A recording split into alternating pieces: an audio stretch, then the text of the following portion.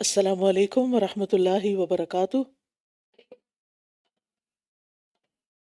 کیا حال ہے آپ کا؟ آپ سب کو دیکھ کے اتنی خوشی ہو رہی ہے اور یوں لگ رہا ہے جیسے واقعی رمضان آ گیا ہے۔ الحمدللہ، اللہ کا کتنا احسان ہے کہ اللہ تعالیٰ نے ہمارے دلوں میں رمضان کی محبت ڈالی ہے، اور ہم سب پوری تیاری کے ساتھ رمضان میں داخل ہونا چاہتے ہیں تاکہ اس مبارک موقع سے خوب خوب فائدہ اٹھا سکیں۔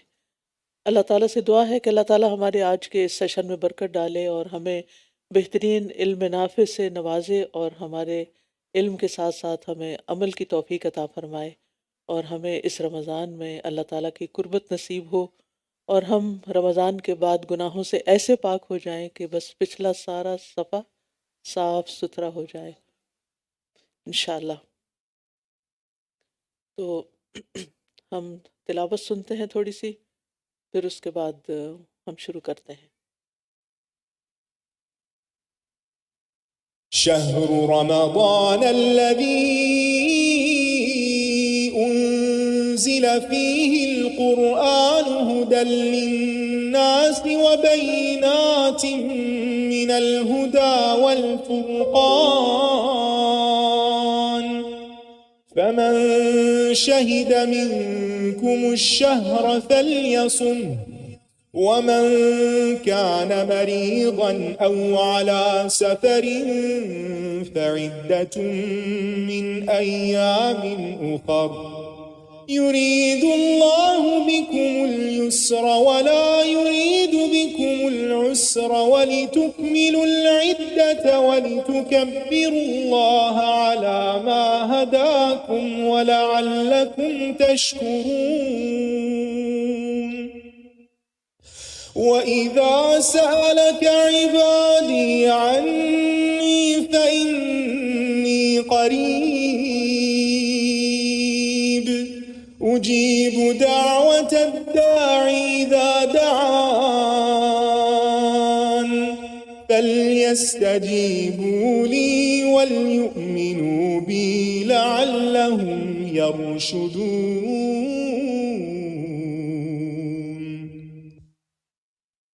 نحمده ونصلي على رسوله الكريم، اما بعد، فاعوذ باللہ من الشیطان الرجیم، بسم اللہ الرحمن الرحیم۔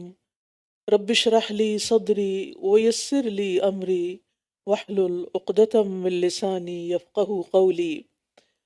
الحمد للہ واسع العطایا وجزیل الہبات، ذی الفضل والاحسان والمکرمات، جعل فی ایام الحیات مواسم الخیرات وفرصا للتزود من الطاعات، لا الہ الا اللہ وحدہ لا شریک لہ، رب العباد وبار البریات۔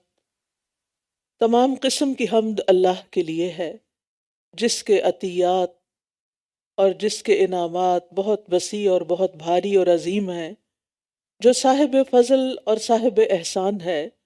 اس نے زندگی میں نیکیوں کے موسم بنائے، اور اس نے ایسے مواقع عطا فرمائے جس میں انسان نیکیوں کا زیادہ زاد راہ جمع کر سکتا ہے۔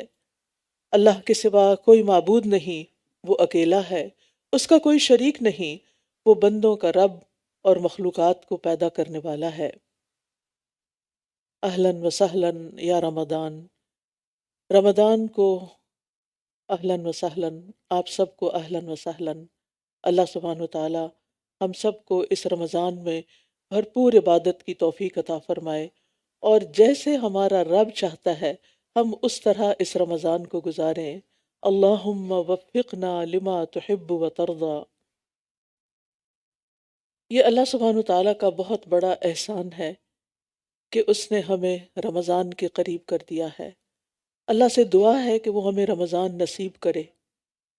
عام طور پر ہم رمضان کو ایک رسم کے طور پر لیتے ہیں، چونکہ ہمارے والدین روزہ رکھتے تھے، رمضان میں افطاری کا خاص اہتمام کرتے تھے، تو ہم بھی اسی پیٹرن پر بس سوچتے ہیں، لیکن یہ نہیں سوچتے کہ اس ایک مہینے سے انسان کی زندگی میں کتنا بڑا فضل اور کتنی بڑی نیکی کا موقع آتا ہے، اور اس کے کیا کیا فوائد، کیا کیا ثمرات اور کیا کیا برکات انسان کو حاصل ہوتی ہیں۔ اس سلسلے میں مسند احمد کی ایک حدیث آپ کے سامنے رکھوں گی، جس سے اس ایک مہینے کی ویلیو اور اس کی فضیلت آپ کو سمجھ میں آئے کہ آپ کو کتنا بڑا انعام ملنے والا ہے۔ ابو ہریرہ رضی اللہ عنہ کہتے ہیں کہ قبیلہ قزاع کے ایک خاندان بلیغ کے دو شخص نبی صلی اللہ علیہ وسلم پر ایمان لائے، یعنی اکٹھے۔ ان میں سے ایک تو جہاد کرتے ہوئے شہید ہو گیا اور دوسرا 1 سال بعد مزید زندہ رہا اور پھر فوت ہوا، یعنی 1 سال کے وقفے کے بعد فوت ہوا، شہید نہیں ہوا۔ طلحہ بن عبید اللہ کہتے ہیں کہ میں نے خواب میں دیکھا کہ وہ شخص جس کا 1 سال بعد انتقال ہوا اس شہید سے بھی پہلے جنت میں داخل ہوا ہے۔ ورنہ ہم تو سوچتے ہیں نا کہ شہید کا درجہ سب سے افضل ہے اور وہ ہم سے آگے ہوں گے، لیکن یہاں جو شخص بعد میں فوت ہوا وہ شہید سے بھی پہلے جنت میں داخل ہوا۔ تو مجھے اس پر بہت تعجب ہوا۔ صبح میں نے رسول اللہ صلی اللہ علیہ وسلم کو یہ خواب سنایا تو رسول اللہ صلی اللہ علیہ وسلم نے فرمایا، کیا اس نے اس کے بعد یعنی پہلے شخص کے بعد، شہید کے بعد رمضان کے روزے نہیں رکھے اور سال بھر کی 6000 اور اتنی زیادہ رکعتیں نہیں پڑھی؟ یعنی 1 سال کے رمضان کے روزے اور نمازیں اس شخص کو شہید سے بھی آگے لے گئیں۔ ہم بعض اوقات جب اپنا فرض ادا کرتے ہیں تو ہم سمجھتے ہیں کہ یہ ایک فریضہ ہے، بس پورا کر لو، روزہ رکھنا ہے رکھ لو، نماز پڑھنی ہے پڑھ لو، بس ایک مشینی انداز میں یہ کام کرتے رہتے ہیں، لیکن یہ نہیں سوچتے کہ یہ ہمارے درجات کی بلندی کا باعث بنتے ہیں اور ہمیں اللہ تعالیٰ کا قرب نصیب کرتے ہیں۔ تو خوش قسمت ہے وہ شخص جس کو اللہ تعالیٰ لمبی زندگی دے اور پھر نیکیوں سے بھرپور دے اور نیکی کے موسموں اور نیکی کے اوقات سے بھرپور فائدہ اٹھانے کی توفیق عطا کرے۔ بعض سلف کے بارے میں آتا ہے، سلف کہتے ہیں ان لوگوں کو جو پہلے کے نیک لوگ تھے، گزشتہ نیک لوگ ابتدائی صدیوں کے، کہ وہ 6 ماہ تک یہ دعا کرتے، اے اللہ ہمیں رمضان تک پہنچا دے، یعنی اتنے حریص ہوتے تھے کہ انہیں رمضان ملے، اور پھر وہ رمضان کے بعد 5 ماہ تک یہ دعا کرتے رہتے کہ اے اللہ ہمارے رمضان کے روزے قبول فرما لے۔ کیا ہم نے بھی یہ دعائیں کبھی کی؟ ہم میں سے کتنے لوگوں نے یہ دعا کی کہ یا اللہ ہمیں رمضان تک پہنچا دے، اللہم بلغنا رمضان؟ پھر اسی طرح یہ دعا اس لیے کیا کرتے تھے کہ وہ اس کے فائدوں کو جانتے تھے، اس کی برکتوں کو سمجھتے تھے، اس میں ملنے والے انعامات کو سمجھتے تھے۔ پھر جب رمضان داخل ہو جاتا تو اللہ تعالیٰ سے دعا فرماتے کہ وہ انہیں اس میں عمل صالح کرنے کی توفیق عطا فرمائے، اور جب رمضان ختم ہوتا تو دعا کرتے کہ جو کچھ بھی ہم نے اس رمضان میں کیا اللہ تعالیٰ اس کو قبول فرما لے، کیونکہ جو اللہ کے سچے بندے ہوتے ہیں، ایمان والے بندے ہوتے ہیں، وہ نیکی کرنے کے بعد کسی فخر اور غرور میں مبتلا نہیں ہوتے، بلکہ پھر بھی ڈرتے رہتے ہیں کہ جو کچھ ہم نے کیا وہ قبول بھی ہو جائے۔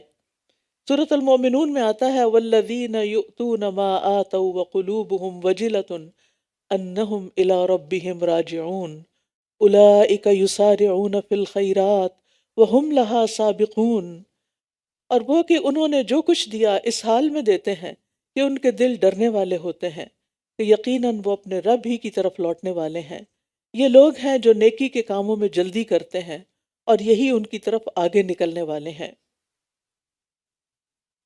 اور پھر آپ دیکھیے کہ جب رمضان آتا ہے تو رمضان کے داخل ہونے سے پہلے ہی اس کا استقبال کر لینا چاہیے، یعنی اس کو ویلکم کرنا چاہیے، اس کے لیے تیاری کرنی چاہیے۔ ابو بکر البلخی کہتے ہیں ماہ رجب کھیتی لگانے کا مہینہ ہے، ماہ شعبان کھیتی کو پانی لگانے کا، اور ماہ رمضان کھیتی کاٹنے کا۔ یعنی رجب سے ہی تیاری شروع کر دینی چاہیے اور شعبان میں تو اور زیادہ آگے بڑھنا چاہیے، اور پھر رمضان میں پوری تیاری کے ساتھ داخل ہونا چاہیے تاکہ کوئی بھی ہمارا وقت ضائع نہ ہو۔ اور وہ یہ بھی کہتے ہیں کہ ماہ رجب کی مثال ہوا کی طرح ہے، ماہ شعبان کی بادلوں کی طرح، جنہیں پہلے ہوا چلتی پھر بادل آتے ہیں، اور ماہ رمضان کی مثال بارش جیسی ہے۔ اور جس نے ماہ رجب میں نہ تو کھیتی بوئی نہ شعبان میں کھیتی کو پانی لگایا تو وہ رمضان میں کیسی کھیتی کاٹنا چاہے گا۔ یعنی پھر وہ رمضان اس طرح نہیں گزار سکے گا جس طرح ایک تیاری کے ساتھ جو شخص رمضان میں داخل ہوتا ہے وہ اس رمضان کے مہینے کو گزارتا ہے۔ ہمیں تیاری کیسے کرنی ہے؟ کس چیز کی تیاری کرنی ہے؟ ہماری تیاری کیا ہوتی ہے؟ گروسریز کر لیں، سارے کام نپٹا لیں، گھر کو صاف کر لیں، لیکن اسلاف گھروں کو صاف کرنے کے ساتھ ساتھ اپنے دلوں کو صاف کرتے تھے۔ وہ رمضان میں اس طرح داخل ہوتے تھے کہ ان کے دل میں کسی کے خلاف بھی کوئی کینہ، بغض اور نفرت نہیں ہوتی تھی۔ یہ تھی ان کی رمضان کی تیاری۔ اور یہ سب کچھ کیسے نکلتا ہے دلوں سے؟ اس وقت نکلتا ہے جب دل کے اندر ایمان راسخ ہو جاتا ہے۔ اسی لیے رسول اللہ صلی اللہ علیہ وسلم نے فرمایا، ان ابی ہریرہ قال قال رسول اللہ صلی اللہ علیہ وسلم من صام رمضان ایمانا واحتسابا غفر له ما تقدم من ذنبه، جس نے رمضان کے روزے ایمان کی حالت میں حصول ثواب کے لیے رکھے تو اس کے پچھلے گناہ معاف کر دیے جائیں گے۔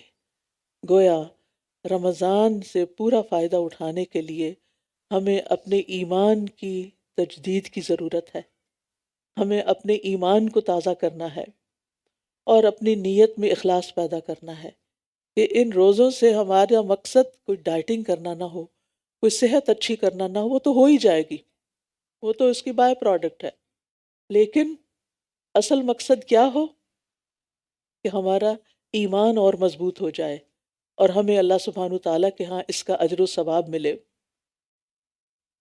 اگر ہم رمضان کی تیاری کرنا چاہتے ہیں تو اس کے لیے ایمان میں سچائی کی ضرورت ہے۔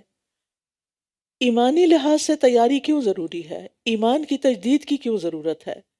اس لیے کہ اعمال کی قبولیت کی بنیاد ہی ایمان پر ہے۔ جتنا اچھا ایمان ہوگا، جتنا مضبوط ایمان ہوگا، جتنا پکا ایمان ہوگا، اتنا ہی عمل کا اجر و ثواب بڑھ جائے گا، کیونکہ نبی صلی اللہ علیہ وسلم نے رمضان کی جزا کو، روزے کی جزا کو اور رات کے قیام کو ایمان اور احتساب پر مرتب کیا ہے اور ثواب کے حاصل ہونے کی شرط بتائی ہے۔ وَمَنْ صَامَ رَمَضَانَ إِيمَانًا وَاحْتِسَابًا غُفِرَ لَهُ مَا تَقَدَّمَ مِنْ ذَنْبِهِ، جس نے ایمان اور احتساب، ثواب کی نیت سے روزے رکھے، اس کے پچھلے سارے گناہ معاف ہو جائیں گے۔ وہ گناہ جو بالغ ہونے کی عمر میں کیے، وہ گناہ جو بلوغت کے بعد کیے، جوانی میں کیے، اور پھر بڑھاپے تک جو گناہ ہوتے رہے، وہ گناہ جو پچھلے سال کیے رمضان کے بعد سے، وہ گناہ جو پچھلے مہینے کیے، وہ گناہ جو پچھلے ہفتے کیے، وہ گناہ جو پچھلے دن کیے، وہ سارے کے سارے بالکل صاف ستھرے ہو جائیں گے جب رمضان میں داخل ہوں گے اور ایمان کے ساتھ داخل ہوں گے، ایمان کی مضبوطی کے ساتھ داخل ہوں گے، کیونکہ کوئی بھی نیکی ایمان کے بغیر قبول نہیں۔ سورۃ الحدید میں اللہ تعالیٰ فرماتے ہیں، آمنوا باللہ ورسولہ وانفقوا مما جعلکم مستخلفین فیہ فالذین آمنوا منکم وانفقوا لہم اجر کبیر۔ اللہ اور اس کے رسول پر ایمان لاؤ۔ یہ کس سے کہا جا رہا ہے؟ ایمان والوں سے کہا جا رہا ہے۔ ایمان تو ہے، جیسے ایک اور جگہ پر آتا ہے، یا ایھا الذین آمنوا آمنوا، اے لوگو جو ایمان لائے ہو ایمان لے آؤ، اے لوگو جو ایمان لائے ہو ایمان لے آؤ۔ یعنی گویا ایمان والوں کو بھی ایمان لانے کی پھر سے ضرورت ہے، پھر سے اپنے ایمان کو تازہ کرنے کی ضرورت ہے۔ اور یہاں سورۃ الحدید میں بھی یہی کہا جا رہا ہے، آمنوا باللہ ورسولہ وانفقوا مما جعلکم مستخلفین فیہ، اللہ اور اس کے رسول پر ایمان لاؤ اور ان چیزوں میں سے خرچ کرو جن میں اس نے تمہیں پہلوں کا جانشین بنایا ہے۔ پھر وہ لوگ جو تم میں سے ایمان لائے اور انہوں نے خرچ کیا، ان کے لیے بہت بڑا اجر ہے۔ یعنی پہلے ایمان کی دعوت، پھر عمل کی دعوت، اور پھر جو ایمان لے آئیں، فالذین آمنوا منکم وانفقوا لہم اجر کبیر، جو لوگ تم میں سے ایمان لائے اور انہوں نے خرچ کیا، ان کے لیے بہت بڑا اجر ہے۔ تو گویا اجر کب ملے گا؟ چاہے خرچ کرنا ہو، چاہے روزے رکھنے ہو، چاہے قیام اللیل کرنا ہو، جب ایمان ہوگا، یقین ہوگا۔ تو اس سے پتہ چلتا ہے کہ ایمان کا ہونا اور درست ایمان کا ہونا لازمی شرط ہے اعمال کی قبولیت میں۔ کیوں؟ اس لیے کہ بہت سے لوگ ایمان بھی لانے کا دعویٰ کرتے ہیں لیکن ساتھ ہی شکوک و شبہات کا شکار ہوئے رہتے ہیں۔ ان کے دل میں اللہ کے بارے میں شک، پتہ نہیں اللہ ہے کہ نہیں۔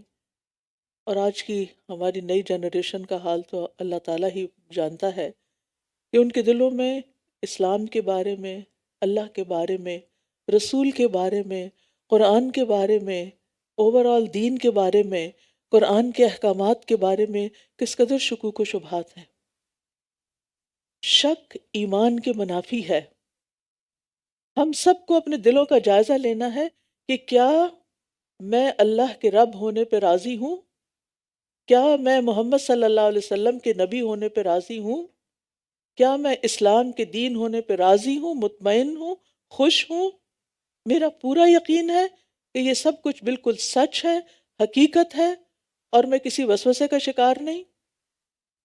اور پھر اللہ سبحانہ و تعالیٰ کی رضا کے لیے سارے کام کیے جائیں، کیونکہ اللہ تعالیٰ پر ایمان رکھتے ہیں تو پھر وہی عمل جو چھوٹا سا بھی ہو وہ بہت بڑا درجہ پا جاتا ہے۔ قیامت کے دن جب کفار اور مشرکین کو جہنم میں داخل کر دیا جائے گا تو قیامت کے میدان میں صرف وہی لوگ رہ جائیں گے جو اللہ کی عبادت کرتے تھے۔ ٹھیک ہے، یعنی کفار کو جہنم میں ڈال دیا گیا، باقی کون بچے؟ جو کیا کرتے تھے؟ اللہ کی عبادت کرتے تھے۔ ان میں توحید پرست بھی ہوں گے، گناہگار لوگ بھی ہوں گے، نافرمانیاں کرنے والے بھی ہوں گے، اور منافقین بھی ہوں گے، کیونکہ منافق بھی عبادت تو کرتے ہیں۔ ان پر پل صراط سے پہلے اندھیرا ڈال دیا جائے گا، سب کے سب پر پچ ڈارک، بلیک آؤٹ ہو جائے گا۔ کفار تو جہنم میں چلے گئے، اب یہ جو باقی بچے ہیں انہوں نے اب پل صراط کو کراس کرنا ہے، ہر طرف اندھیرا چھا گیا۔ امیجن کریں اگر رات کے وقت پورے ٹورانٹو کی بجلی چلی جائے تو کیسا اندھیرا ہوگا۔ اب تو ہم فوراً اپنے موبائل کی لائٹ آن کر لیتے ہیں اور روشنیاں کر لیتے ہیں، لیکن کسی بھی اندھیرے وقت کو یاد کیجئے، آج رات اپنی رضائی میں منہ دے کے اندھیرے کو امیجن کیجئے اور پھر پل صراط کو یاد کیجئے۔ ابن عباس اور ابو امامہ الباہلی رضی اللہ عنہما کہتے ہیں قیامت کے دن لوگوں پر اندھیرا چھا جائے گا۔ امام ماوردی کہتے ہیں کہ میرا خیال ہے یہ فیصلہ ہو جانے کے بعد ہوگا، پھر انہیں نور دیا جائے گا، اندھیرا ہونے کے بعد نور دیا جائے گا اور وہ اس کی روشنی میں چلیں گے، اور یہ نور ہر انسان کو ملے گا جو اس وقت وہاں میدان میں موجود ہوگا۔ امتحان المؤمنین کے بعد چاہے مسلمان ہو، چاہے منافق ہو، چاہے نیک ہو، چاہے گناہگار ہو، سب کو نور ملے گا۔ لوگ اپنے نور کے ساتھ، ہر ایک کی اپنی پرسنل لائٹ ہوگی، اپنے نور کے ساتھ چلیں گے۔ جہنم کے پل پر آنکڑے اور کانٹے ہوں گے، جن کو وہ کانٹے چاہیں گے پکڑ لیں گے، اور پھر یکا یک منافقین کا نور پوری طرح بجھ جائے گا، منافقوں کا نور ختم ہو جائے گا، مومن نجات پا جائیں گے۔ سلیم بن عامر کہتے ہیں ہم ایک جنازے کے ساتھ باب دمشق میں تھے، ہمارے ساتھ ابو امامہ باہلی رضی اللہ عنہ بھی تھے۔ جب انہوں نے جنازہ پڑھایا اور دفن کا کام شروع ہوا، یعنی میت کو دفن کر رہے تھے، تو ابو امامہ باہلی نے فرمایا لوگو تم اس دنیا کی منزل میں آج صبح و شام کر رہے ہو، یعنی آج دنیا میں تم صبح اور شام کرتے ہو، یہاں تم نیکیاں اور برائیاں کر سکتے ہو، اس کے بعد ایک اور منزل کی طرف تم سب کوچ کرنے والے ہو، اور یہ قبر ہے۔ قبر میں روشنی کہاں سے آئے گی؟ کیا کوئی ہمارے ایسا سسٹم ہے کہ مرنے والے کے ساتھ ہی روشنی کا انتظام اندر کر دیا جائے؟ ناٹ پاسبل، ہو ہی نہیں سکتا۔ وہ کہتے ہیں یہی قبر کی جو تنہائی کا، اندھیرے کا، کیڑوں کا اور تنگی اور تاریکی والا گھر ہے، یہی وہ منزل ہے جس میں نیکسٹ لینڈ کرنا ہے۔ مگر جس کے لیے اللہ تعالیٰ اسے وسعت دے دے، جس کو اللہ قبر میں نور دے دے بس اس کا اپنا ہی نور ہوگا، باہر سے کوئی نور نہیں آ سکتا۔ وہ کہتے ہیں یہاں سے پھر تم قیامت کے مختلف مقامات پر وارد ہوگے، اور وہاں تم کسی مقام پر ہوگے کہ لوگوں پر اللہ کی طرف سے ایک حکم چھا جائے گا، یہاں تک کہ بہت سے لوگوں کے چہرے سفید ہو جائیں گے اور بہت سے لوگوں کے چہرے سیاہ ہو جائیں گے، چہروں پہ اندھیرا چھا جائے گا۔ پھر تم ایک میدان میں جاؤ گے جہاں لوگوں پر سخت اندھیرا ہوگا، وہاں نور تقسیم کیا جائے گا، مومن کو نور دیا جائے گا، کافر اور منافق بے نور رہ جائے گا۔ اسی کی مثال اللہ تعالیٰ نے اپنی کتاب میں بیان کی ہے، او کظلمات فی بحر لجی یغشاہ موج من فوقہ موج من فوقہ سحاب ظلمات بعضها فوق بعض اذا اخرج یدہ لم یکد یراہا ومن لم یجعل اللہ لہ نورا فما لہ من نور۔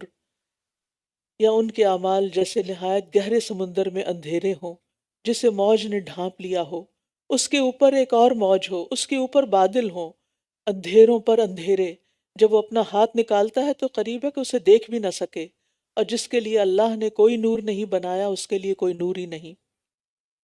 تو یہ وہ کہتے ہیں کہ یہ آیت اس دن کے اندھیرے کے لیے بھی ہے کہ وہاں ایسا اندھیرا ہوگا کہ کسی کو اپنا ہاتھ بھی نظر نہیں آئے گا۔ منافقین سے اندھیرا ایسا ہوگا منافقین کا کہ ان کو کچھ بھی نظر نہیں آئے گا، لہٰذا وہ پل کراس نہیں کر سکیں گے، وہیں نیچے گر جائیں گے۔ تو جس طرح ایک نابینا شخص آنکھوں والے کی بصارت نہیں لے سکتا، یعنی اگر مثلاً ایک شخص ہے، اس کا بھائی نابینا ہے تو وہ اپنا نور اپنے بھائی کو نہیں دے سکتا۔ تو اسی طرح قیامت کے دن اگر ایک بھائی کے پاس بہت زبردست نور ہے اور دوسرے کے پاس کوئی نور نہیں تو وہ اپنا نور اس کو نہیں دے سکتا۔ ہم میں سے کوئی اپنے بیٹے کو نور نہیں دے سکے گا، کوئی اپنے والدین کو نور نہیں دے سکے گا، کوئی اپنے عزیز پیارے کو نور نہیں دے سکے گا، ہر ایک کا صرف اپنا اپنا نور ہوگا، اور یہ نور نور ایمان ہوگا۔ جتنا زیادہ کسی کا پختہ، مضبوط، اچھا ایمان ہوگا اتنا ہی زیادہ اس کا نور ہوگا۔ منافق ایمان والوں سے درخواست کریں گے، آرزو کریں گے، ان کی منتیں کریں گے، انظرونا نقتبس من نورکم، ہمیں دیکھو، ہمیں بھی تمہارے نور سے کچھ مل جائے۔ تو کیا کہیں گے مومن؟ قیل ارجعوا وراءکم فالتمسوا نورا، کہیں گے جاؤ واپس، جا کے اپنا جہاں سے آئے ہو وہاں سے نور لے کر آؤ، یہاں نور نہیں ملتا۔ وہ نور تو دنیا سے لے کر جانا تھا، قیامت کے دن تو کوئی نور نہیں۔ اور پھر ان مومنوں اور ان کے درمیان ایک دیوار حائل کر دی جائے گی جس کے ایک طرف رحمت ہوگی اور دوسری طرف عذاب ہوگا۔ سلیم بن عامر کہتے ہیں بس منافق نور کی تقسیم کے وقت تک دھوکے میں پڑا رہے گا، وہ سمجھے گا شاید میں بھی ایمان والوں کے ساتھ جنت میں چلا جاؤں۔ اس طرح اللہ تعالیٰ مومن اور منافق کے درمیان فرق پیدا کر دے گا۔ نبی صلی اللہ علیہ وسلم کے زمانے میں منافقین نمازیں بھی پڑھتے تھے، روزے بھی رکھتے تھے، صدقات بھی دیتے تھے، کچھ جنگوں میں بھی شریک ہو جاتے تھے، لیکن ان کے دل شکوک و شبہات کا شکار تھے، دلوں میں خالص ایمان نہیں تھا، ڈاؤٹس کا شکار تھے۔ آج ہمیں دین کے بارے میں اپنے سارے ڈاؤٹس کو دنیا میں کلیئر کرنا ہے، ہمیں اپنا گمان اللہ تعالیٰ کے بارے میں اچھا رکھنا ہے، اللہ سے شکوے نہیں کرنے، اللہ سے ناراض نہیں ہونا، اللہ کے ساتھ بے ادبی نہیں کرنی، کیونکہ ہم اس کو اپنا رب مان چکے ہیں۔ اسی طرح رسول اللہ صلی اللہ علیہ وسلم کے بارے میں کسی قسم کا کوئی برا خیال دل میں نہیں ہونا چاہیے کہ یہ کیا آپ نے یہ فرما دیا اور اب ہمیں مشکل پڑ گئی۔ اسی طرح قرآن کی کسی ایک آیت کے ایک حصے، ایک لفظ کا بھی انکار نہیں کرنا چاہیے، اور اس کے بارے میں دل تنگ نہیں ہونا چاہیے، اس کو پورے کا پورا ہولسم لینا چاہیے، جیسا ہے جیسا فرمایا اس کو قبول کرنا چاہیے، یہ ایمان کا تقاضا ہے۔ اور اسی طرح آخرت کے بعد، مرنے کے بعد، قبر کے حساب کتاب، اور پھر حشر کے دن کی ساری جو واردات ہیں، اور پھر جنت اور دوزخ، ان کے بارے میں بھی ہمارے دل میں کوئی ڈاؤٹ نہیں ہونا چاہیے۔ اور پھر الحمدللہ بچپن سے ہمیں ایمان ملا، ہم ایمان کی حالت میں پیدا ہوئے، لیکن آج ہمارے بچے، ہماری نسلیں جس ماحول میں ہیں، وہاں ان کو وہ سارے پریویلیجز حاصل نہیں ہوئے جو ہمیں حاصل تھے۔ ہم میں سے جتنی بہنیں بھی یہ لیکچر سن رہی ہیں، ان سب کو گھر جا کر اپنے بچوں کے ساتھ بیٹھ کر ایک سٹنگ کرنی چاہیے اور ان کے ایمان کا جائزہ لینا چاہیے کہ وہ کس درجے کا ہے۔ ان سے پوچھنا چاہیے کہ آپ کے دل میں اللہ تعالیٰ کے بارے میں کوئی ڈاؤٹ تو نہیں، رسول اللہ صلی اللہ علیہ وسلم کے بارے میں کوئی ڈاؤٹ تو نہیں، آخرت کے بارے میں کوئی شک تو نہیں، قرآن کے بارے میں کوئی شک تو نہیں، رسول صلی اللہ علیہ وسلم کی احادیث صحیحہ کے بارے میں کوئی شک تو نہیں۔ اگر کہیں بھی کوئی چھوٹی موٹی چیز بھی ہے تو وہ ختم ہو جانی چاہیے، کیونکہ دل کے اندر شک کا ہونا، دل کے اندر بیماری کا ہونا، یہ سب ایمان کے منافی ہے، اور یہ انسان کو مومن کی حد سے نکال کر نفاق کی طرف لے جاتا ہے۔ منافق قیامت کے دن پلسرات کے قریب پکاریں گے مومنوں کو، الم نکم معکم، کیا ہم تمہارے ساتھ نہیں رہتے تھے؟ ہم تمہارے دوست تھے، ہم تمہارے رشتہ دار تھے، تمہارے ساتھ مجالس میں حاضر ہوتے تھے، ہم مسجدوں میں بھی چلے جاتے تھے۔ لیکن مومنوں کا جواب کیا ہوگا؟ وہ کہیں گے بلا، ہاں کیوں نہیں، ساتھ تھے، وَلَٰكِنَّكُمْ فَتَنْتُمْ أَنفُسَكُمْ وَتَرَبَّصْتُمْ وَارْتَبْتُمْ وَغَرَّتْكُمُ الْأَمَانِيُّ حَتَّىٰ جَاءَ أَمْرُ اللَّهِ وَغَرَّكُمْ بِاللَّهِ الْغَرُورُ۔ کیوں نہیں، تم رہتے تو ساتھ ہی تھے، لیکن تم نے اپنے آپ کو فتنے میں ڈالے رکھا، انتظار میں رہے، شک کرتے رہے، لمبی تمناؤں نے تمہیں دھوکے میں ڈالے رکھا، یہاں تک کہ اللہ کا فیصلہ آ گیا، اور اللہ کے بارے میں اس بڑے دھوکے باز یعنی شیطان نے تمہیں دھوکے میں ہی رکھا۔ تو اللہ تعالیٰ نے یہاں پر منافقین کو 5 چیزوں سے متصف کیا۔ سب سے پہلے فتن تم انفسکم، تم نے اپنے آپ کو فتنوں میں ڈالا، یعنی ایسے ماحول میں لے گئے، ایسے کاموں میں، ایسی دوستیوں میں کہ جس میں تم اچھے بھلے ہوتے ہوئے فتنے میں پڑ گئے اور تمہارے دلوں میں ڈاؤٹس پیدا ہو گئے۔ اور تربص تم، اور انتظار کرتے رہے، اچھا بعد میں توبہ کر لیں گے، جب بڑے ہوں گے حج کر لیں گے، پھر انتظار کرتے رہے، توبہ کو ڈیلے کیا۔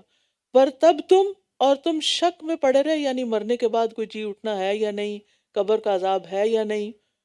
اور پھر غرتکم الامانی، دنیا نے تمہیں دھوکے میں ڈالے رکھا۔ کس دھوکے میں؟ کہ ابھی تو ہم دنیا کا مال ہے اور آخرت اللہ معاف کرنے والا ہے، اور شیطان نے تمہیں، آخری چیز، شیطان نے تمہیں اللہ کے بارے میں دھوکے میں ڈالے رکھا کہ اللہ بڑا رحم کرنے والا ہے، تم اس کی سزا سے بچ جاؤ گے چاہے تمہارے اعمال کیسے بھی ہوں۔ تو یاد رکھیے، ایمان کے بغیر منافقین کے جو بھی عمل تھے وہ قبول نہیں ہوں گے، بلکہ ان کا ٹھکانہ کہاں ہوگا؟ آپ سب کو پتہ ہے نا، کہاں؟ فی الدرک الاسفل من النار، کیونکہ یہ دھوکے باز لوگ تھے، یہ فراڈ کر رہے تھے، صرف انسانوں کے ساتھ، صرف مومنوں کے ساتھ نہیں، اللہ اور اس کے رسول کے ساتھ بھی، کہ ظاہر میں کچھ تھے، اندر سے کچھ اور تھے، لہٰذا ان کا انجام کفار سے بھی بدتر ہوگا۔ تو یاد رکھیے، صرف ایمان کا نام لے لینا اور چند کام کر لینا یہ ایماندار ہونے پہ دلالت نہیں کرتا۔ لہٰذا بہت سے لوگ ایسے ہیں کہ جو روزے رکھتے ہیں بس ایک رسم سمجھ کر، لیکن، اور اسی طرح نمازیں بھی پڑھ لیتے ہیں بس ایک روٹین سمجھ کر، لیکن وہ نہیں جانتے کہ ایمان کا تقاضا کیا ہے۔ حقیقت میں وہ اندر سے ایمان سے خالی ہوتے ہیں۔ اسی طرح کچھ لوگ کنارے پر رہ کے ایمان لاتے ہیں، یعنی جیسے سورۃ الحج میں آتا ہے وَمِنَ النَّاسِ مَن يَعْبُدُ اللَّهَ عَلَى حَرْفٍ وَمِنَ النَّاسِ مَن يَعْبُدُ اللَّهَ عَلَى حَرْفٍ فَإِنْ أَصَابَهُ خَيْرٌ اطْمَأَنَّ بِهِ وَإِنْ أَصَابَتْهُ فِتْنَةٌ انقلب عَلَى وَجْهِهِ خَسِرَ الدُّنْيَا وَالْآخِرَةَ ذَلِكَ هُوَ الْخُسْرَانُ الْمُبِينُ۔ اور لوگوں میں سے کوئی ایسا بھی ہے جو کنارے پہ رہ کے اللہ کی عبادت کرتا ہے، پھر اگر اسے کوئی بھلائی پہنچتی ہے تو مطمئن ہو جاتا ہے، یعنی مال مل جاتا ہے، اولاد مل جاتی ہے، کوئی دنیا کی نعمتیں اور کامیابیاں ملتی ہیں تو اللہ سے راضی رہتا ہے، اور اگر اسے کوئی آزمائش آتی ہے تو وہ اپنے چہرے پہ واپس پلٹ جاتا ہے، مجھے ایسا دین نہیں چاہیے۔ اس نے دنیا اور آخرت دونوں کا نقصان اٹھایا، یہی خلا خسارہ ہے۔ کیا ہم میں ایسے لوگ نہیں کہ جن کو کوئی تکلیف آئے تو نمازیں ہی چھوڑ دیتے ہیں، وہ دین کے احکامات کو ہی چھوڑ دیتے ہیں، بعض خواتین پردہ اتار دیتی ہیں، بعض لوگ دین کی مجلسوں میں آنا چھوڑ دیتے ہیں. بھئی کیا ہوا؟ ہم نے اتنی دعائیں کی تھی لیکن ہماری دعائیں نہیں سنی گئیں. پتہ نہیں اللہ ہے بھی کہ نہیں. اگر وہ ہوتا تو ایسا نہ ہوتا. کوئی مسلمان یہ باتیں نہیں کہہ سکتا، اور اگر کوئی ایسے کہتا ہے تو پھر وہ مسلمان ہی نہیں رہتا، وہ نفاق کا شکار ہو جاتا ہے. یعنی خیر پر تو مطمئن ہوتے ہیں لیکن اللہ پر یقین نہیں رکھتے. خیر مل جائے تو سب ٹھیک ہے، نہیں ملے لیکن یاد رکھیے اللہ تعالیٰ ہر ایک کو آزماتا ہے. احسب الناس ان یترکوا ان یقولوا آمنا وهم لا یفتنون. کیا لوگوں نے سمجھ رکھا ہے کہ وہ صرف اتنا کہنے پہ چھوڑ دیے جائیں گے کہ ہم ایمان لائے اور وہ آزمائے نہیں جائیں گے؟ آزمائش تو سب کی ہوگی. وَلَقَدْ فَتَنَّ الَّذِينَ مِن قَبْلِهِمْ فَلَيَعْلَمَنَّ اللَّهُ الَّذِينَ صَدَقُوا وَلَيَعْلَمَنَّ الْكَاذِبِينَ. اور یقیناً ہم نے ان لوگوں کو بھی آزمایا جو پہلے تھے، بس اللہ ضرور جانچ لے گا ان لوگوں کو جنہوں نے سچ کہا، اور وہ ضرور معلوم کر لے گا جھوٹوں کو بھی. تو اللہ نے پرکھنا ہے، امتحان ہونے ہیں، اس کے لیے تیار رہیے. جو بھی لا الہ الا اللہ کہتا ہے اس کا امتحان ہوتا ہے. اسی لیے علامہ اقبال نے کہا تھا چمی گویم بلرزم کہ کمی دانم مشکلات لا الہ را. جب میں کہتا ہوں کہ میں مسلمان ہوں تو میں لرز جاتا ہوں، کیونکہ مجھے پتا ہے کہ لا الہ الا اللہ کہنے کی مشکلات کیا ہیں. اس میں انسان کو قربانیاں کرنی پڑتی ہیں. لہٰذا مومن اور منافق میں ظاہری اعمال کا فرق نہیں ہوتا بلکہ باطنی اعمال کا فرق ہے. اس لیے ہم سب کو رمضان سے پہلے اپنے باطن کا جائزہ لینا ہے، اپنے اندر کا جائزہ لینا ہے. نبی صلی اللہ علیہ وسلم نے فرمایا 3 خصلتیں جس میں ہوں وہ منافق ہے، اگرچہ وہ روزے رکھے اور نماز ادا کرے اور حج اور عمرہ کرے، اور وہ یہ کہے کہ میں مسلمان ہوں، وہ کہے بھی کہ میں مسلمان ہوں اور سارے کام کر رہا ہے، لیکن جب بات کرے تو جھوٹ بولے، جب وعدہ کرے تو وعدہ خلافی کرے، اور جب امانت دی جائے تو خیانت کرے. آج آپ دیکھیں کہ مسلمانوں کے اندر یہ چیزیں، دنیا کے کسی بھی خطے میں رہتے ہیں، اپنے آپ کو بظاہر مسلمان کہتے ہیں لیکن اپنے اعمال میں ان سب چیزوں کا شکار ہے. اللہ تعالیٰ ہمیں اس سے نکالے اور ہمیں ہمارے ایمان کو محفوظ رکھے. تو بات یہ ہے کہ ظاہراً ایمان والے عمل کرنا لیکن ایمان کا مضبوط نہ ہونا، یہ ہم سب کے لیے ایک آزمائش ہے، اور ہم سب کو اللہ سبحانہ وتعالیٰ کی عبادت پورے یقین کے ساتھ کرنی ہے. آپ دیکھیں کہ جب ہم عبادت کر بھی رہے ہوتے ہیں نا تو ہم کہتے ہیں پتہ نہیں ٹھیک بھی ہوئی ہے کہ نہیں، پتہ نہیں کوئی ثواب ملے گا یا نہیں. یعنی اللہ سبحانہ وتعالیٰ کے بارے میں اچھا گمان بھی نہیں رکھتے. تو ہمیں یقین کے ساتھ اس مہینے میں داخل ہونا ہے کہ میں انشاءاللہ اپنی طرف سے اچھے سے اچھا عمل کروں گی اور اللہ تعالیٰ پر پورا یقین رکھوں گی کہ اللہ تعالیٰ اس کی جزا مجھے دے گا. تو مقبول روزے کی صفت کیا ہے؟ یعنی قابل قبول روزہ کون سا ہے جس میں 2 شرائط پائی جائیں، ایمان اور ثواب کی نیت. اور یہ سب نفاق کے ساتھ حاصل نہیں ہوتا بلکہ انسان کو اپنے ایمان کی تجدید کرنی ہوتی ہے. امام ابن قیم کہتے ہیں کہ بندے کے لیے کوئی چیز اس سے زیادہ مفید نہیں کہ وہ تمام معاملات میں اپنے رب سے سچائی کا معاملہ اختیار کرے، اور جو اپنے تمام معاملات میں اللہ کے ساتھ سچائی کا معاملہ اختیار کرتا ہے تو اللہ اس کے لیے بہت کچھ کرتا ہے بنسبت اس کے جو وہ دوسروں کے لیے کرتا ہے. تو جو اپنے ایمان میں سچا ہوتا ہے پھر رب کا بھی معاملہ اس کے ساتھ بڑا خاص ہوتا ہے. تو ہمیں رمضان کا استقبال کس سے کرنا ہے؟ کس سے کرنا ہے؟ ایمان کی سچائی کے ساتھ، خالص ایمان کے ساتھ، ایمان کی تجدید کے ساتھ. اور ایمان کہاں ہوتا ہے؟ دل میں ہوتا ہے نا. زبان تو اقرار کرتی ہے، عمل اس کی تصدیق کرتا ہے، لیکن جو دل کے اندر ہے نا، اپنے دل کو ٹٹولتے رہے. اپنے جو ہی رمضان کا خیال ہے، روزے کا خیال ہے، نماز کا خیال، اندر کو دیکھیں. کیونکہ منافقین نماز کی طرف جاتے ہیں کیسے؟ سستی سے. اللہ کی راہ میں خرچ کرتے ہیں مصیبت سمجھ کے. ہمیں نیکی کرنی ہے خوشی سے. روزہ مصیبت سمجھ کے نہیں رکھنا، خوشی سے رکھنا ہے. کیونکہ جس سے محبت ہوتی ہے اس کے لیے قربانی اور اس کی پسندیدہ چیز کرنا، اس کا پسندیدہ کام کرنا خوشی سے انسان کرتا ہے. ماں کتنی بھی تھکی بھی ہو، گہری نیند سو رہی ہو، جب بچہ روتا ہے تو کیا کرتی؟ بے چین ہو اٹھتی، ایک دم اٹھ جاتی ہے۔ اللہ کی محبت اگر دل میں ہے تو پھر روزہ مشکل نہیں لگے گا، پھر رات کا قیام مشکل نہیں لگے گا، پھر اللہ کے راستے میں خرچ کرنا مشکل نہیں لگے گا۔ لہٰذا رمضان کی تیاری، رمضان کا استقبال ایمان کے ساتھ، ایمان کے ساتھ، اور سچائی ہی مومن اور منافق میں فرق کرتی ہے، کیونکہ بغیر ایمان کے انسان کو خواہشات ہلاکت کی طرف لے جاتی ہیں۔ صرف سوچنا ہی کافی نہیں، صرف آرزوئیں اور تمناؤں کا ہونا کافی نہیں۔ لہٰذا ہمیں پورے یقین کے ساتھ رمضان میں داخل ہونا ہے، اور پھر رمضان میں جو بھی آپ عمل کریں گی روزے کی حالت میں، کیونکہ خیر کے بہت سارے دروازے ہیں، جو بھی آپ عمل کریں گے وہ عمل نیکی اور ثواب کے بلند درجے پر ہوگا۔ مثلاً آپ پسند کرتے ہیں کہ آپ علم حاصل کریں، لیکن موقع کچھ ایسا ہے کہ علم کی مجالس میں حاضر نہیں ہو سکتے۔ اب اس کا یہ مطلب نہیں کہ آپ پر خیر کا دروازہ ہی بند ہو گیا، اب آپ کچھ اور نہیں کر سکتے۔ ٹھیک ہے، علم کے ذریعے خیر کے بہت سے دروازے کھلتے ہیں، لیکن اگر کسی وجہ سے اس سال آپ کے لیے یہ ممکن نہ ہوا تو اللہ تعالیٰ آپ کے لیے کوئی اور دروازہ کھول دے گا۔ انسانوں کی خدمت بھی، گھر میں رہنے والے بزرگوں کی خدمت بھی، بچوں کو پالنا بھی، یہ بھی خیر کے دروازے ہیں۔ بیواؤں اور مسکینوں کے لیے دوڑ دھوپ کرنا ایسا ہے جیسے اللہ کے راستے میں نکلنے والا مجاہد۔ بیواؤں اور مسکینوں کے لیے دوڑ دھوپ کرنا، اور بعض لوگوں کے لیے اللہ کی طرف جانے کا یہ راستہ ہوتا ہے۔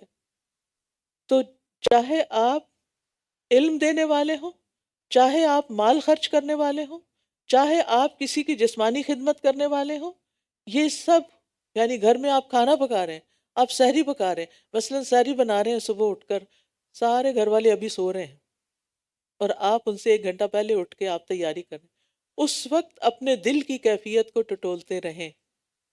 اگر دل میں ایمان مضبوط ہوگا تو دل کی کیفیت کیا ہوگی؟ کیسے وہ کام کریں گے؟ خوشی خوشی۔ تو آپ سب نے خوشی خوشی سحری بنانی ہے، اور اللہ تعالیٰ کا ساتھ شکر ادا کرنا کہ اللہ تو نے مجھے اس خدمت کا موقع دیا، میں گھر کے جتنے بھی افراد کو روزہ رکھوا رہی ہوں ان سب کے روزوں کا ثواب مجھے بھی ملے گا، کیونکہ جو کسی کو روزہ رکھواتا ہے اور پھر روزہ افطار کرواتا ہے اس کو اس دن کے اس روزہ رکھنے والے کے روزے کے برابر اجر مل جاتا ہے۔ تو کیا یہ معمولی نیکی ہے؟ تو یہ ہے ایمان اور احتساب کے ساتھ، یعنی کوئی بھی کام۔ پھر اسی طرح کوئی بھی اور عمل جو آپ دن میں کرتے ہیں، مثلاً جاب کرنا آپ کی مجبوری ہے، آپ کو جاب پہ جانا ہے، اب آپ سوچتے ہیں کہ کتنے لوگ ہیں روزہ رکھ کے گھر میں سو رہے ہیں، آرام کر رہے ہیں، اور مجھے جو صبح صبح جاب پہ نکلنا پڑ رہا ہے، میری تو رات کی نیند بھی پوری نہیں ہوئی۔ تو آپ اپنے آپ کو کوسنے لگتے ہیں، میں کیوں آ گئی یہاں، میرے لیے مصیبت کیوں ہے، وغیرہ وغیرہ۔ ان سوچوں کے ساتھ کیا آپ کا روزہ بہت خوبصورت روزہ ہوگا؟ نہیں۔ کیسے سوچنا ہے آپ نے؟ اپنے اندر کو ٹٹول کے کیا سوچنا ہے؟ الحمدللہ، اللہ نے مجھے اس قابل کیا، مجھے ایسا علم دیا، مجھے ایسی سکلز دی کہ جس کی وجہ سے میں اس کام کے قابل ہوئی، جس کی وجہ سے میں اپنی مرضی سے صدقات کر سکتی ہوں، اپنی مرضی سے اپنے اوپر اور اپنے گھر والوں پہ خرچ کر سکتی ہوں، جس کے ذریعے میں اپنے رشتہ داروں کی مدد کر سکتی ہوں، جس کے لیے میں اپنی مرضی سے دین کے راستے میں بے پناہ خرچ کر سکتی ہوں۔ اگر میرے پاس یہ سکل نہ ہوتی، یہ جاب نہ ہوتی، یہ مال نہ ہوتا، تو پھر میں کیا کرتی؟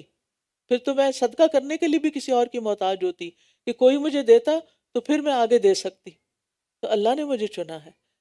Extra effort, extra reward, extra effort, extra reward. اگر لوگ آرام کر رہے ہیں، لوگ سو رہے ہیں اور آپ کام کر رہے ہیں تو آپ خوش قسمت ہیں، وہ خوش قسمت نہیں، آپ خوش قسمت ہیں کہ جن کو اللہ نے اتنی ہمت دی، اتنی طاقت دی اور اتنا شوق دیا کہ آپ اس کام کو کر سکیں۔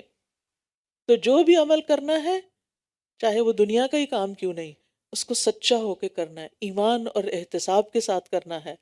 احتساب کا مطلب نیکی ثواب کی نیت سے کرنا ہے کہ اللہ میرے اس کام میں بھی اجر ڈال دے۔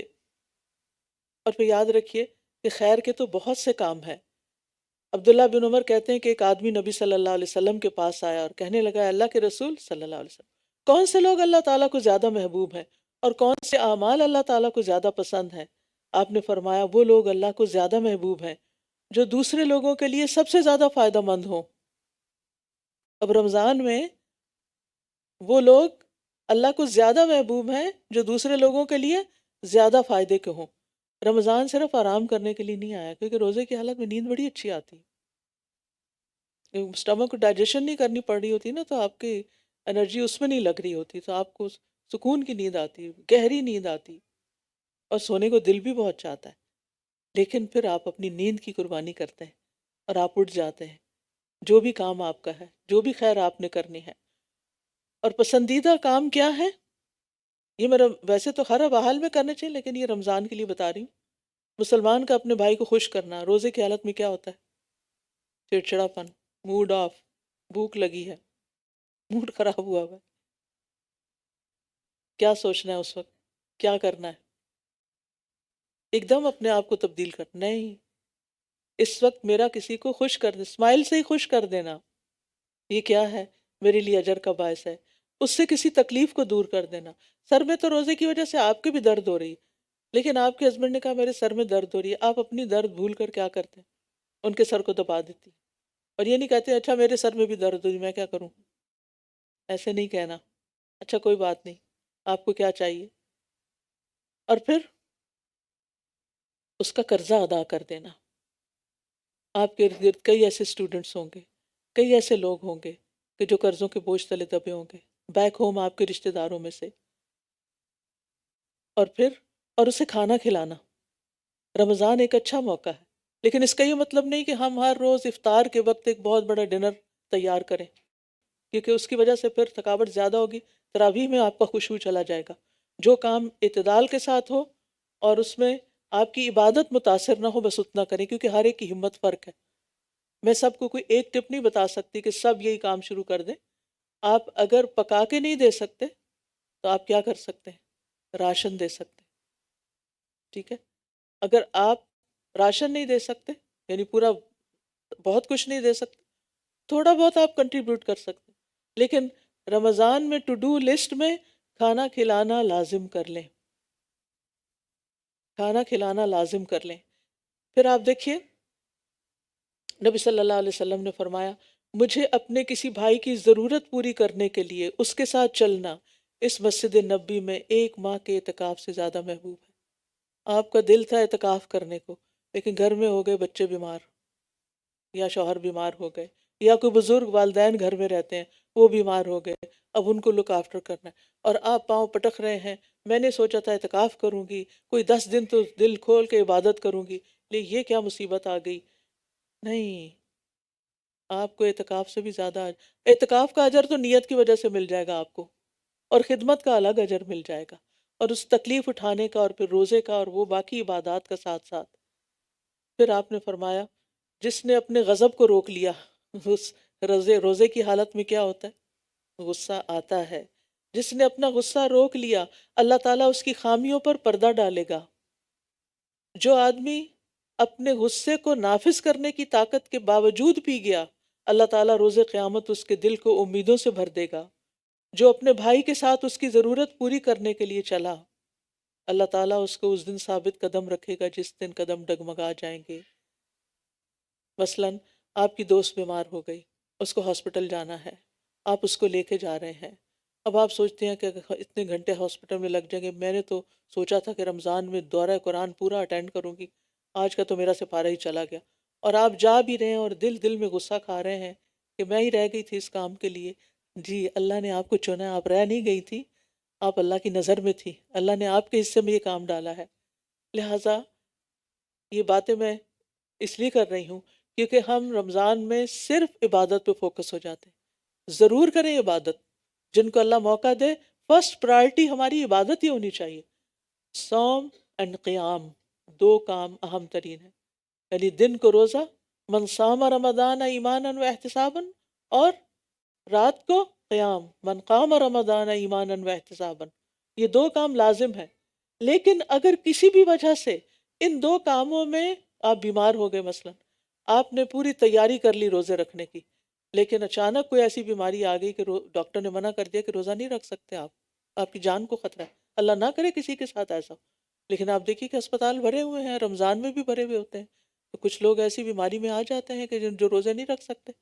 اگر روزہ رکھنے کا موقع چلا گیا، کوئی بات نہیں، آپ کی نیت دیکھی جائے گی، آپ کا دل دیکھا جائے گا، آپ کا ایمان دیکھا جائے گا، آپ کا شوق دیکھا جائے گا کہ آپ نے کیا سوچا تھا، اور اس کے مطابق آپ کو اجر ملے گا. اس بیماری کا، وہ بیماری بھی گناہوں کو دھونے کا ذریعہ بن جائے گی، اور پھر وہ جو کام آپ نے نیکی کا کرنا تھا وہ اس کا اجر بھی آپ کو نیت کی وجہ سے مل جائے گا. اچھا، اس کا یہ مطلب نہیں کہ ہم عبادت سے بچنے کے لیے کوئی ایکسکیوز ڈھونڈ لیں کہ اچھا کسی کو کوئی ہیلپ چاہیے تو مجھے بتا دے، چلو تراویح پڑھنے کی بجائے میں کہیں اور جا کے تھوڑی گپ شپ بھی لگا لوں گی، تراویح میں تو پھر چپ کر کے سننا پڑتا ہے. نہیں، یہ بھی اللہ جانتا ہے نا، پھر وہ نیتوں کا حال اللہ جانتا ہے، دل کے اندر کیا ہے اللہ جانتا ہے. یعنی کسی نے کوئی کام کہہ دیا، کام پڑ گیا، تراویح لیٹ ہو گئی، آپ کو تہجد کے وقت اپنی پوری کرنی پڑی، لیکن آپ کے دل میں ایک تکلیف ہوئی، اوہ میری تراویح رہ گئی، لیکن چلو یہ اللہ نے مجھے اس کام کے لیے چنا ہے، میں یہ بھی کر لیتی ہوں، تو دگنا اجر ہو گیا. پھر اسی طرح چھوٹے چھوٹے کام، مثلاً آپ یہاں پر آتے ہیں دورہ قرآن کے وقت، آپ کرسیاں لگانی ہیں، آپ کو ہاں روزہ رکھ کے ہم کرسیاں لگائیں، آپ نہیں، اتنی مشکل. جی ہاں مشکل تو ہے، لیکن یہ بھی ایک بہت بڑی نیکی ہے. آپ کی لگائی ہوئی کرسی پر جو بیٹھ کے جتنی دیر قرآن سنے گا، انشاءاللہ اس کا سارا اجر آپ کو بھی ملے گا، کیونکہ آپ نے اس کو ایک فیسلٹی فراہم کی. تو نیکی کے کام کرنا سچے لوگوں کی علامت ہوتی ہے، کیونکہ اللہ سبحانہ وتعالیٰ سورۃ البقرہ میں فرماتے ہیں نیکی یہ نہیں کہ تم اپنے منہ مشرق اور مغرب کی طرف پھیر لو. یعنی صرف عبادت کرنا ہی نیکی نہیں، لیکن اصل نیکی اس کی ہے جو اللہ اور یوم آخرت اور فرشتوں اور کتاب اور نبیوں پر ایمان لائے. آگئی نا پہلی شرط ایمان کی. اور مال دے اس کی محبت کے باوجود رشتہ داروں، یتیموں، مسکینوں، مسافروں، مانگنے والوں کو اور گردنیں چھڑانے میں. یہ صدقہ خیرات بھی کرنا ہے. اور نماز قائم کرے اور زکوٰۃ دے. رمضان میں اول وقت نمازیں پڑھنے کی عادت ڈالنی ہے، فرض کے علاوہ سنتیں اور نفل بھی پڑھنے ہیں، اور زکوٰۃ کے علاوہ صدقات بھی کرنے ہیں. اور جو اپنا عہد پورا کرنے والے ہیں جب وہ عہد کریں، اور خصوصاً جو تنگ دستی اور تکلیف میں اور لڑائی کے وقت صبر کرنے والے ہیں، یعنی روزہ رکھ کے بھی تکلیف اٹھا رہے ہیں، نماز پڑھ رہے ہیں، قیام کھڑا ہو کر کرنا مشکل ہو رہا ہے پھر بھی کوشش کر کے کر رہے ہیں، سجدے میں جانا مشکل ہو رہا ہے پھر بھی آپ لمبے سجدے کر رہے ہیں. فرمایا اولئک الذین صدقوا واولئک هم المتقون. یہی لوگ ہیں جنہوں نے سچ کہا، یہی سچے ایمان والے ہیں، اور یہی اصل میں متقی ہیں، یہی تقوی والے ہیں. تو ایمان جو ہے یہ دراصل تصدیق کا نام ہے کہ جس چیز کو آپ مانتے ہیں پھر وہ کر کے بھی دکھائیں. اور پھر آپ دیکھیے کہ مومن وہ ہوتا ہے جو غیبی امور کی تصدیق کرتا ہے، اور قرآن و سنت میں جو کچھ بھی آیا ہے اس پر پورا یقین رکھتا ہے. منافق کے پاس بھی حق آتا ہے لیکن وہ اس کی پرواہ نہیں کرتا، وہ روشنی پاتا ہے لیکن پھر اندھیرے میں چلا جاتا ہے. منافق نور کا محتاج ہوتا ہے، جب نور مل جاتا ہے تو پھر دوبارہ واپس اندھیروں میں جانا ہی پسند کرتا ہے. تو ہمیں اپنے ایمان کو جگانا بھی ہے، بڑھانا بھی ہے، اور اس کی حفاظت بھی کرنی ہے، اس کی حفاظت بھی کرنی ہے. کیونکہ ایمان کوئی جامد چیز نہیں، جمی ہوئی چیز نہیں کہ ایک جگہ پتھر رکھ دیا تو رکھا گیا. یہ اوپر نیچے ہوتا ہے. نیکی کرنے سے ایمان اوپر جاتا ہے، اس کا گراف اوپر چلا جاتا ہے، اور گناہ کرنے سے نیچے آ جاتا ہے. لہٰذا روزہ رکھ کے کیا نہیں کرنا؟ من لم يدع قول الزور والعمل به فليس لله حاجة ان يدع طعامه وشرابه. جو روزہ رکھ کر بھی جھوٹ بولنا نہ چھوڑے، اللہ کو اس کی کوئی ضرورت نہیں کہ وہ اپنا کھانا پینا چھوڑ دے. روزہ صرف کھانا پینا چھوڑنے کا نام نہیں، بلکہ جھوٹ، بدعہدی، خیانت، بد اخلاقی، ان سب چیزوں کو چھوڑنا بھی ہے. تو جتنا زیادہ انسان ان چیزوں میں پڑ جاتا ہے اور جتنا زیادہ انسان دنیا میں کھو جاتا ہے اتنا ہی اس کا نور بجھتا چلا جاتا ہے. کیونکہ ہم سب کی ایک مجبوری ہے، ہم رہتے دنیا میں ہیں، ہم سارا دن مسجد میں نہیں رہ سکتے، ہم سارا دن علم کی مجالس میں نہیں رہ سکتے، لیکن جب ہم گھر میں ہوتے ہیں، جب ہم شاپنگ کرنے کے لیے، ضروری شاپنگ کے لیے بھی جاتے ہیں، جب ہم اپنی جاب پلیس پر ہوتے ہیں، تو پھر کیا ہوتا ہے، ہم دنیا میں ہوتے ہیں، اور جتنا جتنا دنیا میں زیادہ انوالو ہوتے ہیں اتنا اتنا وہ نور کم ہونا شروع ہو جاتا ہے، پھر دوبارہ اس کو بڑھانے کی ضرورت ہوتی ہے، لہٰذا اس بیٹری کو ریچارج کریں۔ آپ موبائل کی بیٹری روز چارج کرتے ہیں نا، اور اگر نہ کریں تو کیا ہوتا ہے؟ ڈیڈ۔ ایسے ہی اگر ہم علم کے ساتھ، علم کی مجلسوں کے ساتھ، مساجد کے ساتھ تعلق کے ساتھ اپنے ایمان کو مضبوط نہیں کرتے، اوپر نہیں لے جاتے، تو واپس وہ ریڈ لائن پہ آ جاتا ہے۔ لہٰذا بھرپور کوشش کرنی ہے عبادت کی بھی، اور اس کے ساتھ ساتھ علم کی مجالس، قرآن کی مجالس کی پابندی کی بھی، کیونکہ دل کی حالت بدلتی رہتی ہے، اس لیے استقامت کی ضرورت ہوتی ہے۔ نبی صلی اللہ علیہ وسلم اکثر یہ دعا پڑھتے تھے، یا مقلب القلوب ثبت قلبی علی دینک، اے دلوں کو الٹ پلٹ کرنے والے، میرے دل کو اپنے دین پر ثابت قدم رکھ۔ تو حقیقی مومن وہ ہے جو غیب پر ایسے ایمان لائے جیسے وہ اپنی آنکھوں سے دیکھ رہا ہو۔ ابھی جو میں نے قیامت کے دن کا منظر آپ کے سامنے رکھا، تو کیا ہے، اس کو ایسے سمجھے کہ جیسے ہم وہاں کھڑے ہیں، اور اس وقت ہمیں نور چاہیے، اور وہ نور ابھی وقت ہے کہ ہم اپنے لیے تیار کر لیں۔ اور پھر آپ دیکھیں کہ ایمان بڑھتا ہے احسان کے ساتھ، اور احسان کیا ہوتا ہے؟ ان تعبد اللہ کانک تراہ، اللہ کی ایسے عبادت کرو گویا کہ تم اللہ کو دیکھ رہے ہو۔ فَإِن لَمْ تَكُنْ تَرَاهُ فَإِنَّهُ يَرَاكَ، اور اگر تم اسے دیکھ نہیں رہے تو وہ تو تمہیں دیکھتا ہے۔ فرشتوں کے بارے میں سن کر، جان کر ایسے محسوس کرنا جیسے وہ قریبی ہیں، ان کی پریزنس کو فیل کیا کریں۔ فرشتوں پر ایمان میں کیا کرنا ہے؟ ان کی پریزنس کو فیل کرنا ہے۔ میں جب جمعے کے دن نماز پڑھتی ہوں نا، تو یقین مانے کہ بیچ میں کچھ لمحے ایسے آتے ہیں نماز کے دوران، جیسے رکوع اور سجدے میں یوں لگتا ہے جیسے واقعی فرشتے نازل ہو رہے ہیں۔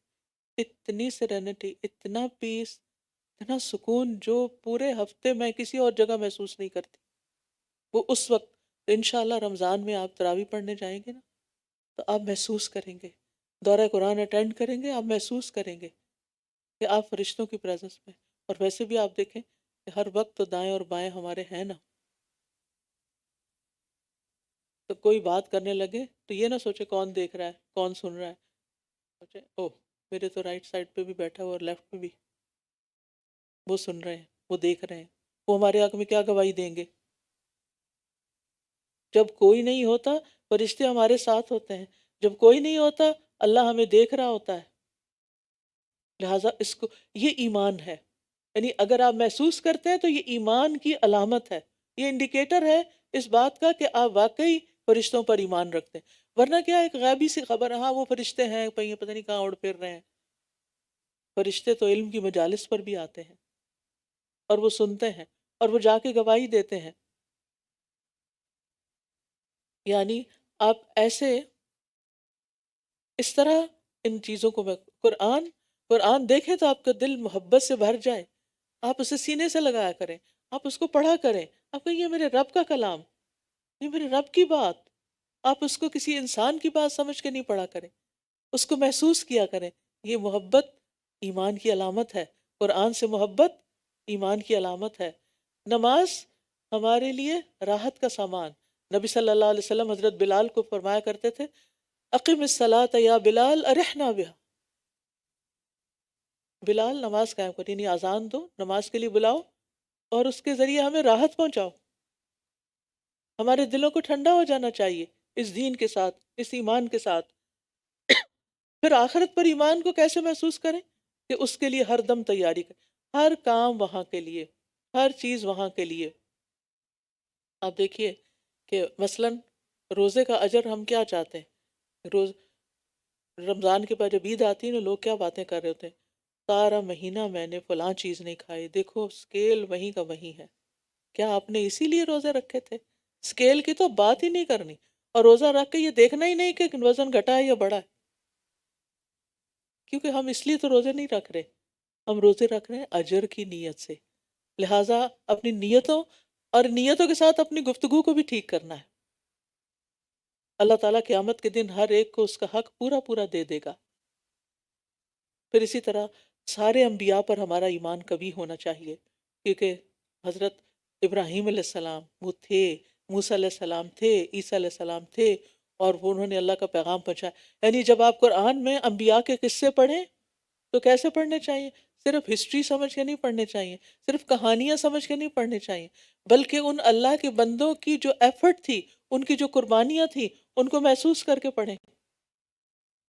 اسی طرح جنوں کے بارے میں پڑھیں تو جنوں کے بارے میں یقین رکھیں کہ جن ایگزسٹ کرتے ہیں، وہ ہوتے ہیں. کیونکہ بعض لوگ جب بہت سائنس پڑھ جاتے ہیں تو وہ کیا کرتے ہیں جنوں کا انکار کر دیتے ہیں. قرآن میں آنے والی کوئی چیز، اس میں سے ایک چیز کا بھی انکار کریں گے تو وہ کفر میں شامل ہو جاتا ہے. ایک لفظ کا بھی انکار نہیں کر سکتے ہم. اس میں ہمیں کوئی ڈاؤٹ ہی نہیں ہونا چاہیے. اور جنوں کے بارے میں بھی اتنا ہی یقین ہونا چاہیے جتنا فرشتوں کے بارے میں یقین ہے.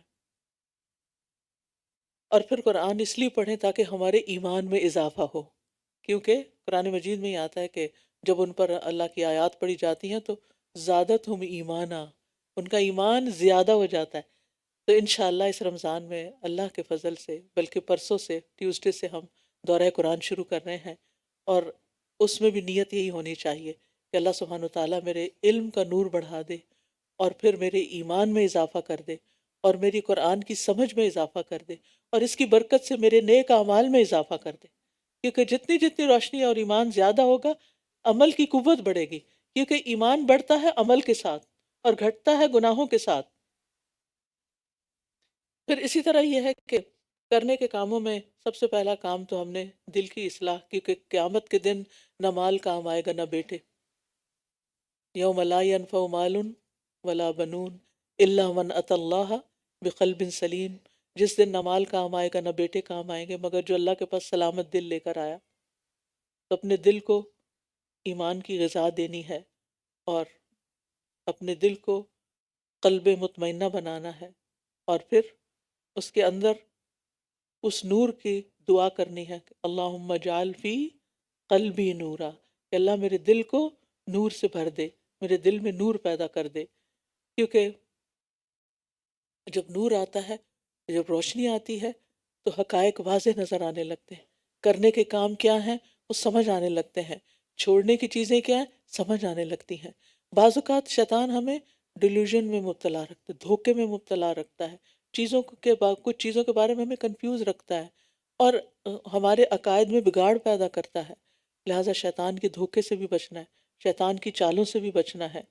کیونکہ بعض اوقات شیطان برائی کو ہمارے لیے خوشنما بناتا ہے، اور بعض اوقات اعلیٰ درجے کے کام کو پیچھے کر کے کم درجے کے کام کو سامنے لے آتا ہے.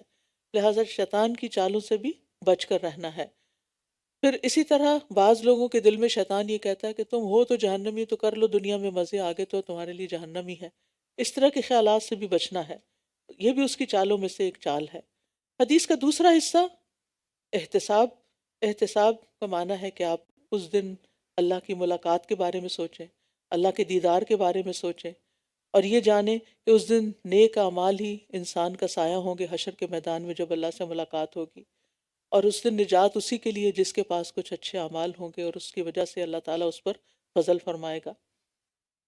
تو روزے کا اجر جو ہے وہ اللہ کے ذمہ ہے. اللہ تعالیٰ فرماتے ہیں کہ الصوم لی وانا اجزی بہ. ابن آدم کا ہر نیک عمل خود اسی کے لیے ہے، مگر روزہ خاص میرے لیے، میں ہی اس کا بدلہ دوں گا. لہٰذا جو بدلہ اللہ تعالیٰ دیں گے اس سے بڑھ کر کون اچھا بدلہ دے سکتا ہے. قیامت کے دن روزہ سفارش کرے گا، لہٰذا خوشی سے روزہ رکھنا ہے کہ وہ ہمارے لیے قیامت کے دن نجات کا باعث بنے. پھر اسی طرح آپ دیکھیے، جو مال خرچ کرنا ہے ہم نے اللہ کے راستے میں، تو اس کو دنیا کے بینک میں رکھنے کی بجائے، دنیا کے خزانوں میں رکھنے کی بجائے آسمان کے خزانوں میں رکھیں. یعنی اپنی ضروریات سے زائد جو ہے اللہ کے راستے میں جب آپ دیں تو آپ کیا سمجھ کے دیں کہ یہ میں آسمان میں جمع کر رہا. دیکھیں آپ سنبھال کے رکھتے ہیں نا مال کو، ہر شخص کو مال سے پیار، اپنا بیگ سنبھال کے رکھتے ہیں، اپنا لاکر، اپنی کی، اپنی جہاں کہیں بھی آپ نے اپنی ویلیوبلز رکھی ہوتی ہیں، اپنا گولڈ وغیرہ سب کچھ. لیکن ہم زیادہ سے زیادہ حفاظت کرتے ہیں کس کی؟ جو ہم نے دنیا میں رکھا ہوا ہے، اور اس کی فکر نہیں کرتے کہ اس سے بھی محفوظ جگہ ہے. جب آپ کے دل میں خیال آئے نا کہ یہ یہاں سے کوئی اٹھا نہ لے یا کہیں گم نہ جائے، تو سوچیں اس سے زیادہ محفوظ جگہ کون سی ہو سکتی ہے؟ وہ آسمان میں ہے، وہ اوپر ہے. لہٰذا اس مہینے میں عام مہینوں کی نسبت، سارے سال کی نسبت، دل کھول کر اللہ کے راستے میں خرچ کریں. اور خاص طور پر دین کی ترقی کے لیے. اپنے مثال کے طور پر آپ سوچتے ہوں گے کہ چلو میں گھر میں ہی سن لیتی ہوں، روز کون جائے مسجد، کون جائے روز یہاں الہدیٰ، کون آئے کہ آ کے دورہ قرآن سنے، گھر میں ہی سن لیتی ہوں تاکہ گاڑی کا پیٹرول بچے. کوئی بات نہیں، کہیں اور جانا ہے تو وہاں نہ جائیں، وہاں سے بچا لیں. لیکن دین کی مجلس میں آنے کے لیے اگر آپ کا پیٹرول بھی لگتا ہے، اور جتنا بھی لگتا ہے مجھے پتہ بہت مہنگا ہو گیا، لیکن وہ سب کچھ کس میں جائے گا؟ وہ آسمان کے خزانے میں جمع ہوگا. وہ اللہ کے راستے میں آپ اپنی گاڑی دوڑا رہے ہیں، ایک ایک قدم پر آپ کے لیے اجر ہے. لہٰذا اس میں آپ پریشان نہ ہوں. اور جب بندہ اللہ کے ساتھ سچا ہو جاتا ہے تو اللہ اس کے ساتھ وہ معاملہ کرتا ہے جو کسی اور کے ساتھ نہیں کرتا. اس کو وہاں سے رزق دیتا ہے کہ جہاں سے وہ سوچ بھی نہیں سکتا. کیونکہ اب ہم سب کو معلوم ہے جب ہم گھر میں سننے لگتے ہیں تو پھر کیا ہوتا ہے؟ تھک جاتے ہیں. تھک گئے ذرا ٹیک لگا لیں، ٹیک لگا لی تو تھوڑی سی نیند آ گئی، نیند آ گئی تو وہ ٹریک ہی کھو گیا، پتہ نہیں کہاں سے کہاں پہنچ گئے. یہ تو پتہ نہیں کیا بات کر رہی ہیں. چلو چائے بنا لیتے ہیں، ابھی تو رمضان نہیں شروع ہوا. وہ کچن میں آدھی آواز آئی، آدھی نہیں آئی. یہ تو علم حاصل کرنا نہیں ہوتا. لہٰذا بہتر یہ ہے کہ جہاں موقع نہیں وہاں آپ دو چار بہنوں کو ساتھ گھر میں بلا لیں اور ایک مجلس جمائیں، اور جہاں موقع ہے وہاں آپ پہنچ کر مجالس کا فیض اٹھائیں. پھر اسی طرح اس لیے صدقہ اس لیے بھی کرنا ہے کہ قیامت کے دن کئی گنا زیادہ بڑھا کے مجھے ملے گا، اس کا پروفٹ کئی گنا زیادہ ہے. من ذا الذی یقرض اللہ قرضا حسنا فیضاعفہ لہ واجر کریم. کون ہے جو اللہ کو قرض حسنہ دے پھر وہ اس کے لیے دگنا کر دے اور اس کے لیے عزت والا اجر ہے. اور پھر احتساب کا مطلب کیا ہے؟ ہر نئی کام اس لیے کرنا ہے کہ مجھے اس کا اجر آخرت میں ملے اور میں اس کے بدلے میں اللہ کا چہرہ چاہتی ہوں. اللہم اجعل عملی کلہ صالحا واجعلہ لوجہک خالصا ولا تجعل لأحد فیہ شیئا. اللہ صرف آپ کے لیے، صرف آپ، اونلی فار یو. جب بھی کوئی کام کریں، چاہے گھر کا کریں، چاہے آپ دین سیکھنے کے لیے نکلیں، تو بس اپنے آپ کو یہ ریمائنڈر دیتے رہیں، یا رب only for you, only yours. یہ سب کچھ آپ کے لیے ہے. اور یہ سچے دل سے کہیں، کیونکہ ایمان سچائی کا محتاج ہے. اور سچائی یہ ہے کہ ہم اپنے ساتھ بھی سچے ہوں، ہم اللہ کے ساتھ بھی سچے ہوں کہ جو کہہ رہے ہیں واقعی وی مین اٹ، اور ہم لوگوں کے ساتھ بھی سچے ہوں. اور اس میں آپ دیکھیے کہ بہت سے ایسے واقعات آتے ہیں جس سے پتہ چلتا ہے کہ لوگوں کے لیے دنیا میں ان کی سچائی کی وجہ سے اللہ نے ان کو خیر سے نوازا. وہ جو 3 لوگ تھے نا جو کسی غار میں پھنس گئے تھے، تو اس وقت انہوں نے جو اپنے نیک اعمال پیش کیے تھے ان میں سے ایک سچائی بھی تھی، کیونکہ یہ لوگ سچائی کے ساتھ وہ سب نیک عمل کر رہے تھے، اخلاص کے ساتھ کر رہے تھے. پھر اسی طرح اپنے قول میں سچا ہونا، اپنے فرائض کی ادائیگی میں سچا ہونا، اور اس سچائی سے انسان کے اندر ایمان بڑھتا ہے. اپنے ارادوں میں سچا ہونا. ارادوں میں سچا ہونا کیا ہے؟ جب ارادے میں انسان سچا ہوتا ہے نا تو اس کے اندر سستی نہیں آتی، پھر وہ ڈھیلا نہیں پڑتا، پھر وہ پیچھے نہیں رہتا، پھر وہ ہمت نہیں ہارتا. ورنہ اگر سستی آ جائے تو پھر کہتا ہے اچھا پھر بعد میں کر لوں، انشاءاللہ اگلے سال کر لوں گی، پھر صحیح کبھی، ابھی مشکل ہے. نہیں، اپنے ساتھ جب نیت کر لی تو بس اب کر کے دکھائیں. پھر آپ دیکھیے کہ رمضان میں ہر روز آپ نے اپنا ایمان چیک کرنا ہے، بڑھ رہا ہے گھٹ رہا ہے، بڑھ رہا ہے گھٹ. آپ میں سے بہت سے لوگ اپنا بی پی روز چیک کرتے ہوں گے، شوگر چیک کرتے ہوں گے، ڈیلی روٹین میں ہے. اس کو بھی روٹین میں رکھیے. اپنے اندر جائزہ لکھیے، جھانکتے رہیے، بڑھ رہا ہے گھٹ رہا ہے، زیادہ ہو رہا ہے کم ہو رہا ہے. کیونکہ زیادہ ہونے کی علامت کیا ہے؟ کہ آپ کا عمل اور زیادہ ہو جائے گا، آپ اور خوشی سے کام کریں گے، آپ کے دل کے اندر کا اطمینان بڑھنا شروع ہو جائے گا، آپ کے دل کے اندر ایک ٹھنڈک پیدا ہونی شروع ہو جائے گی. لیکن جب دل گھبرانا شروع ہو جائے، گھٹنا شروع ہو جائے، پریشانی کوئی آنا شروع ہو جائے، شیطانی وسوسے، خیر رمضان میں تو بڑے بڑے شیطان کا قابو میں ہوتے ہیں، مگر سارے وسوسے شیطان کی طرف سے بھی نہیں ہوتے، کچھ وسوسے اور نفس کی طرف سے بھی ہوتے ہیں، تو نفس تو ساتھ ہی ہے نا، شیطان اگر پکڑا ہوا بھی ہے تو نفس ساتھ ہے، تو وہ وَنَحْنُ نَعْلَمُ مَا تُوَسْوِسُ وَنَعْلَمُ مَا تُوَسْوِسُ بِهِ نَفْسُ، کہ انسان کا اپنا ہی دل جو جو وسوسے ڈالتا ہے وہ بھی اللہ کو پتہ ہے. تو پھر ہمیں کچھ کام کرنے ہیں، اور ان کاموں میں آپ دیکھیں کہ دن کا آغاز جو ہے وہ تو سحری سے ہوگا انشاءاللہ تعالی. اور سحری کا خاص عمل کون سا ہے؟ استغفار. ٹھیک ہے، اس وقت یہاں پر ایک استغفار کا کارڈ بھی ملتا ہے، اس کی ایک ایک دعا یاد کر لیں، ایک ہر روز اس کو ریپیٹ کر سکتے ہیں، یا جو بھی اپنے کچن میں استغفر اللہ کہیں لکھ کے لگا دیں تاکہ آپ کی نظر پڑے. ورنہ کیا ہوتا ہے، کاموں کی اتنی جلدی ہوتی ہے، کبھی فریج کھول رہے ہیں، کبھی اوون کھول رہے ہیں، کبھی کچھ کر رہے ہیں، کبھی ٹیبل لگا رہے ہیں، کبھی جگا رہے ہیں گھر والوں کو، اتنی ابڑ دبڑ ہوتی ہے کہ وہ استغفار ہی بھول جاتی ہے. ٹھیک ہے، تو آپ نے کیا کرنا ہے، خاموشی کے ساتھ. کچھ لوگ تلاوت لگا لیتے ہیں، وہ بھی ٹھیک ہے، لیکن یہ تو استغفار کا وقت ہے. وَبِالْأَسْحَارِ هُمْ يَسْتَغْفِرُونَ، تو استغفار کے ساتھ دن کا آغاز کرنا ہے. آذان ہوئی تو کیا کرنا ہے، آذان کا جواب دینا ہے. جواب دے کے کیا کرنا ہے، دعا مانگنی بھولنا نہیں. کون سی دعائیں مانگنی ہے؟ صرف دنیا کی، آخرت کی بھی. درود شریف پڑھ کے اور اذان کے بعد کی دعا پڑھ کے پھر آپ نے کیا کرنا ہے، آپ نے اپنی آخرت اور دنیا دونوں کے لیے دعا کرنی ہے. پھر اس کے بعد آپ نے کیا کرنا ہے، نماز پڑھنی ہے. نماز پڑھنے کے بعد کیا کرنا ہے، قرآن کا اذکار کرنے ہیں. پر اذکار سورج نکلنے سے پہلے ہو جانے چاہیے، صبح کے اذکار. ٹھیک ہے، اور ایک تسبیح سبحان اللہ و بحمدہ کی اور ایک تسبیح لا الہ الا اللہ کی. ٹھیک ہے، پھر اس کے بعد سورج نکل آیا ہے، سورج نکل آیا ہے، سورج نکلنے تک آپ قرآن کی تلاوت کرتے رہیں. اور پھر دن کا آغاز جب قرآن کی تلاوت سے ہوگا تو آپ کو یوں لگے گا جیسے آپ نے بہت کچھ روحانی ناشتہ کر لیا. آپ کے دل کے اندر ایک ایمان کی لہر آ جائے گی. پھر اس کے بعد آپ کیا کریں، چاشت، اشراق، اشراق کے نفل پڑھیں. اور پھر اس کے بعد اگر آپ نے آرام کرنے کا موقع ہے تو آرام کریں، کام پہ جانا تو کام پہ جا کے واپس آ کے آرام کریں. ابن رجب کہتے ہیں ام المومنین عائشہ رضی اللہ عنہا رمضان المبارک میں صبح کے وقت مصحف کی تلاوت کرتی اور جب سورج طلوع ہوتا تو سو جاتی، یعنی بعد میں پھر آرام کرتی.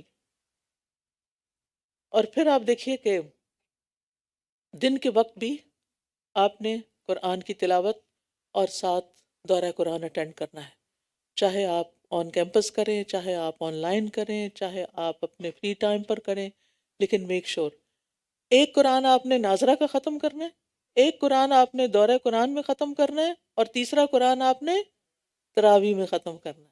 کم از کم 3 ضرور ہونے چاہیے. یہ اپنا ٹارگٹ سیٹ کر لیں، یہ اپنی پلاننگ کر لیں. اور پھر آخری عشرے میں خوب محنت کرنی ہے اور دوسروں کو بھی اعمال صالح کی رغبت دلانی ہے. اور پھر نبی صلی اللہ علیہ وسلم کا طریقہ کیا تھا، رسول اللہ صلی اللہ علیہ وسلم سب سے زیادہ سخی تھے، جواد تھے. اور رمضان میں جب جبریل علیہ السلام آپ سے ملتے تو آپ بہت ہی زیادہ جود و کرم فرماتے تھے. اور رمضان میں جبریل علیہ السلام ہر رات آپ سے ملاقات کرتے تھے اور آپ کے ساتھ قرآن کا دور کرتے تھے. آپ اکیلے بھی تو کر سکتے تھے، لیکن آپ جبریل کے ساتھ کرتے. تو صرف اکیلے نہ کریں، کسی نہ کسی کو ساتھ شامل کریں. جو لوگ آن لائن کریں گے وہ اپنے ہمسایوں میں، نیبرز میں جا کے انہیں بتائیں کہ میں اس وقت سے اس وقت تک قرآن کا دورہ قرآن سنتی ہوں، آپ بھی میرے گھر آئیے. اپنے گھروں کو کھولیے، قرآن کے مرکز بنائیے. اور جو یہاں آ کر سنیں تو وہ بھی، یعنی آپ دیکھیں گے کہ آپ کے ایمان کو بڑھانے کا ذریعہ ہوگا انشاءاللہ. حدیث میں آتا ہے نبی صلی اللہ علیہ وسلم لوگوں کو بھلائی پہنچانے میں بارش لانے والی ہوا سے بھی زیادہ جود و کرم فرمایا کرتے تھے. اور پھر روزہ اور صدقہ جمع ہونا جنت میں داخلے کا سبب ہے. رسول اللہ صلی اللہ علیہ وسلم نے فرمایا یقیناً جنت میں ایسے بالا خانے بھی ہیں جن کا اندرونی حصہ باہر سے نظر آتا ہے اور بیرونی حصہ اندر سے نظر آتا ہے. ایک دیہاتی کھڑا ہوا کہنے لگا یا رسول اللہ یہ کس کے لیے ہے؟ صلی اللہ علیہ وسلم آپ نے فرمایا اس شخص کے لیے جو اچھی بات کرے. تو آپ نے رمضان کے ہر دن اپنے بچوں سے یا نیبر سے یا کلائنٹ سے یا جاب پلیس پہ مسلم سے نان مسلم سے سوچ کے جانا ہے ایک اچھی بات ضرور کرنی، ایک اچھی بات. ٹھیک ہے، اور کس نیت سے کرنی ہے کہ مجھے یہ جنت میں وہ جگہ چاہیے جیسے دنیا میں آپ کو کسی خاص علاقے میں کوئی بنگلو پسند آ جاتا ہے نا، تو پھر آپ اس کے لیے پیسے جمع کرنے شروع کرتے ہیں، مجھے وہاں گھر چاہیے، فلاں گھر چاہیے، یہ ماڈل چاہیے، ایسی گاڑی چاہیے. تو ہمیں کیا، جو یہ آپ نے ڈسکرپشن دیا نا جو ان بالا خانوں کی، مجھے یہ بالا خانے چاہیے. میں نے اس کے لیے یہ طریقہ اختیار کیا کہ ایک اچھی بات کسی کو بتانی، اگر خود نہیں بتانی آتی تو کسی کو دورہ قرآن کا لنک شیئر کر دیں، کسی کو کوئی کارڈ دے دیں، کتاب دے دیں، بک سٹور یہاں کھلا ہوگا، روزانہ کچھ نہ کچھ ایسی چیز لے کر آپ کسی نہ کسی کو دیں تاکہ آپ کے لیے صدقہ جاریہ بنے. دوسرا کام، کھانا کھلائے. اور جیسے میں نے آپ سے ذکر کیا کہ اس کا بھی اہتمام کرنا ہے، چاہے گھر والوں کو ہی کھلائیں، اگر کسی اور کو کھلائیں، ہمسایوں کو کھلائیں، دوستوں کو کھلائیں، رشتہ داروں کو کھلائیں، غریبوں کو، مسکینوں کو، یتیموں کو، کچھ بھی جتنا آپ کر سکتے ہیں. لیکن اگر کچھ بھی نہیں اور صرف گھر والوں کو کھلا رہے ہیں تو خوشی سے، یا رب تیرے چہرے کے دیدار کی خاطر تیری محبت میں کھلا رہی ہوں. وَيُطْعِمُونَ الطَّعَامَ عَلَىٰ حُبِّهِ مِسْكِينًا وَيَتِيمًا وَأَسِيرًا. اور تیسرا کام روزے رکھے. یہ تین کام جس نے کر لیے اس کو جنت کے بالا خانے مل گئے. اور رات کو جب لوگ سو رہے ہوں تو صرف اللہ کے لیے نماز ادا کرے اور وہ تراویح بھی ہو جائے گی. تو ابن رجب کہتے ہیں یہ تمام کے تمام اعمال رمضان میں سردرد ہو سکتے ہیں. رمضان میں یہ سب کچھ ہو سکتا ہے کیونکہ رمضان میں روزے دار کو فضول لغو باتیں کرنے سے منع کیا گیا ہے، جنسی گفتگو کرنے سے منع کیا گیا ہے. تو روزہ، نماز اور صدقہ اپنے کرنے والے کو اللہ کے پاس پہنچا دیتے ہیں، یعنی اللہ تک. اور بعض سلف کہتے تھے نماز نمازی کو آدھے رستے تک لے جاتی ہے، روزہ بادشاہ کے دروازے تک پہنچاتا ہے، اور صدقہ ہاتھ پکڑ کر اندر داخل کر دیتا ہے. تو یہ تینوں کام کرنے ہیں. پھر عید کے دن بھی نیک اعمال کرنے ہیں، فرائض اور نوافل کا اہتمام کرنا ہے. اور جمعے کی تیاری، یعنی جمعہ پڑھنے کی آپ نے ضرور کوشش کرنی ہے. الحمدللہ یہاں بہت ہی اچھا خطبہ ہوتا ہے، انگلش میں بھی ہوتا ہے، اردو میں بھی، اور مختصر وقت میں ختم ہو جاتا ہے. 1:30 یہاں جمعے کی نماز کا وقت ہے، تو یو آر موسٹ ویلکم. پھر اسی طرح یہ ہے کہ قوت کے ساتھ عمل کرنا ہے، بد دلی کے ساتھ عمل نہیں کرنا. ایمان بڑھانے والے کام کرنے ہیں. زیادت الایمان بالعلم و زیادت الایمان بالعمل. زیادت الایمان بالعلم، علم کے ذریعے ایمان بڑھانا ہے، اور عمل کے ذریعے ایمان بڑھانا ہے. اور تیسری چیز کائنات میں غور و فکر کے ذریعے. تو عبادت میں اضافہ چاہتے ہیں تو اپنے اندر شکر پیدا کریں. اللہ جب بھی نماز پڑھ لیں نا اچھی سے، اللہ تیرا شکر، تو نے آج کا روزہ بڑا اچھا کروا دیا، آج کی نماز بڑی اچھی ہوگی، اللہ تیرا شکر، اللہ تیرا شکر. ہر نیک کام کر کے شکر ادا کرنا تاکہ مزید نیک کام کر سکیں، کیونکہ نیکیوں کی توفیق اللہ ہی دیتا ہے. اور ایک اور کام کرنا ہے، چھپے ہوئے نیک عمل کرنے ہیں جو کسی کو بھی نہ پتہ ہو، کسی کو پتہ ہی نہ چلے، خاموشی سے. کیونکہ سلف صالحین جو تھے وہ اپنے اعمال کو مخفی رکھتے تھے. مثلا اس کا طریقہ کیا ہے؟ کوئی آپ سے پوچھے اچھا اس رمضان میں آپ نے کتنا قرآن پڑھا ہے؟ آپ کہیں گے میں نے تو 3 پڑھ لیے ہیں، 5 پڑھ لیے ہیں وغیرہ. آپ نہیں بتانا چاہتے. اگر نہیں بتائیں اور آپ غلط بتائیں تو جھوٹ ہوگا، اور اگر بتائیں تو کیا بتائیں؟ انہوں نے کہا بس جو اللہ نے توفیق دی پڑھ لیا. ظاہر مت کریں کہ کتنا پڑھ، کتنا صدقہ کیا، کس کو دیا، کہاں دیا. چپکے سے یہ باکسز رکھے ہوئے، چپکے سے مٹھی بند کر کے ڈال دیں، کسی کو نہیں پتا کس کیا دیا، اللہ کو صرف پتا ہے. تو خفیہ عمل، آپ کے اور اللہ کے بیچ میں کچھ سیکرٹس ہونے چاہیے، راز ہونے چاہیے، وہ صرف قیامت کے دن جا کے کھلیں، یہاں کسی کو نہ پتہ چلے. اور ہر نیک عمل کرنے کے بعد دعا، اس کے قبول ہونے کی بھی دعا کرنی ہے کہ یا اللہ تو ہم سے قبول کر لے. تو رمضان مبارک مہینہ، برکت کا معنی ہوتا ہے کسی خیر کا بڑھنا، اور اس لیے اس میں زیادہ سے زیادہ خیر کمانا ہے. ہر روز ایک فرشتہ پکارتا ہے جب رمضان کا مہینہ آتا ہے، تو کیا کہتا ہے؟ یا باغی الخیر ابشر و یا باغی الشر اقصر حتی ینقضی رمضان. اے خیر کے طالب آگے بڑھ، اے شر کے طالب رک جا، یہاں تک کہ رمضان ختم ہو جاتا ہے. نمازوں میں، نمازوں کی حفاظت بھی کرنی ہے، اول وقت پڑھنے ہیں، فرائض، سنتیں، نوافل، رات کا قیام، اس پر آپ نے توجہ کرنی ہے. قرآن سے زیادہ سے زیادہ تعلق جوڑنا ہے. امام مالک جو تھے جب رمضان آتا تھا حدیث کی مجلس بند کر دیتے تھے اور صرف قرآن کے ساتھ لگ جاتے تھے. اور پھر قرآن کی تلاوت کا تو آپ کو معلوم ہی ہے، ان الذین یتلون کتاب اللہ واقاموا الصلاۃ وانفقوا مما رزقناہم سرا وعلانیہ یرجون تجارتا لن تبور. جو لوگ اللہ کی کتاب کی تلاوت کرتے ہیں اور انہوں نے نماز قائم کی اور جو ہم نے انہیں دیا ہے اس میں سے پوشیدہ اور ظاہر خرچ کیا، وہ ایسی تجارت کی امید رکھتے ہیں جو کبھی برباد ہی نہیں ہوگی، وہ ایسا بزنس ہے جو کبھی خسارے میں نہیں جائے گا۔ اور پھر آپ دیکھیے کہ نبی صلی اللہ علیہ وسلم نے فرمایا بے شک کوئی ایسی چیز نہیں جو زیادہ افضل ہو جس کے ذریعے تم اللہ کی طرف رجوع کر سکو سوائے اس کے جو اللہ کی طرف سے آئی ہے، یعنی قرآن۔ تو قرآن کو لازم پکڑنا ہے، یہ اللہ تعالیٰ کے قرب حاصل کرنے کا ذریعہ ہے۔ اور دوسرا قرب سجدے میں ہوتا ہے نا، سب سے زیادہ انسان کس میں ہوتا ہے قریب اللہ کے؟ سجدے کی حالت میں۔ لہٰذا سجدہ اور تھکاوٹ کے باوجود رات کا قیام اللہ تعالیٰ توفیق دے دیتا ہے۔ اور قیام میں نبی صلی اللہ علیہ وسلم کا قیام کتنا ہوتا تھا؟ پاؤں پر، پنڈلیوں پر ورم آ جاتا تھا۔ تو جب آپ کی پنڈلیوں اور پاؤں پہ ورم آیا آپ خوش ہویا کریں، کہیں یہ تو نبی صلی اللہ علیہ وسلم کی سنت ہے، اللہ نے مجھے بھی چن لیا، کیونکہ بعض لوگوں کے زیادہ آ جاتا ہے، بعض لوگوں کا کم ہوتا ہے۔ اور ایک اور آخری چیز، خوب خوب دعائیں کرنی ہیں، اٹھتے بیٹھتے چلتے پھرتے جو جو چاہیے اللہ سے مانگتے جائیں، کیونکہ روزہ دار کی دعائیں قبول ہوتی ہیں۔ ابھی جو آپ نے آیت سنی تھی جس میں اللہ تعالیٰ فرماتے ہیں جب میرے بندے تجھ سے میرے بارے میں سوال کریں تو بے شک میں قریب ہوں، پکارنے والے کی دعا قبول کرتا ہوں جب وہ مجھے پکارتا ہے، تو لازم ہے کہ وہ میری بات مانیں اور مجھ پر ایمان لائیں تاکہ وہ ہدایت پا جائے۔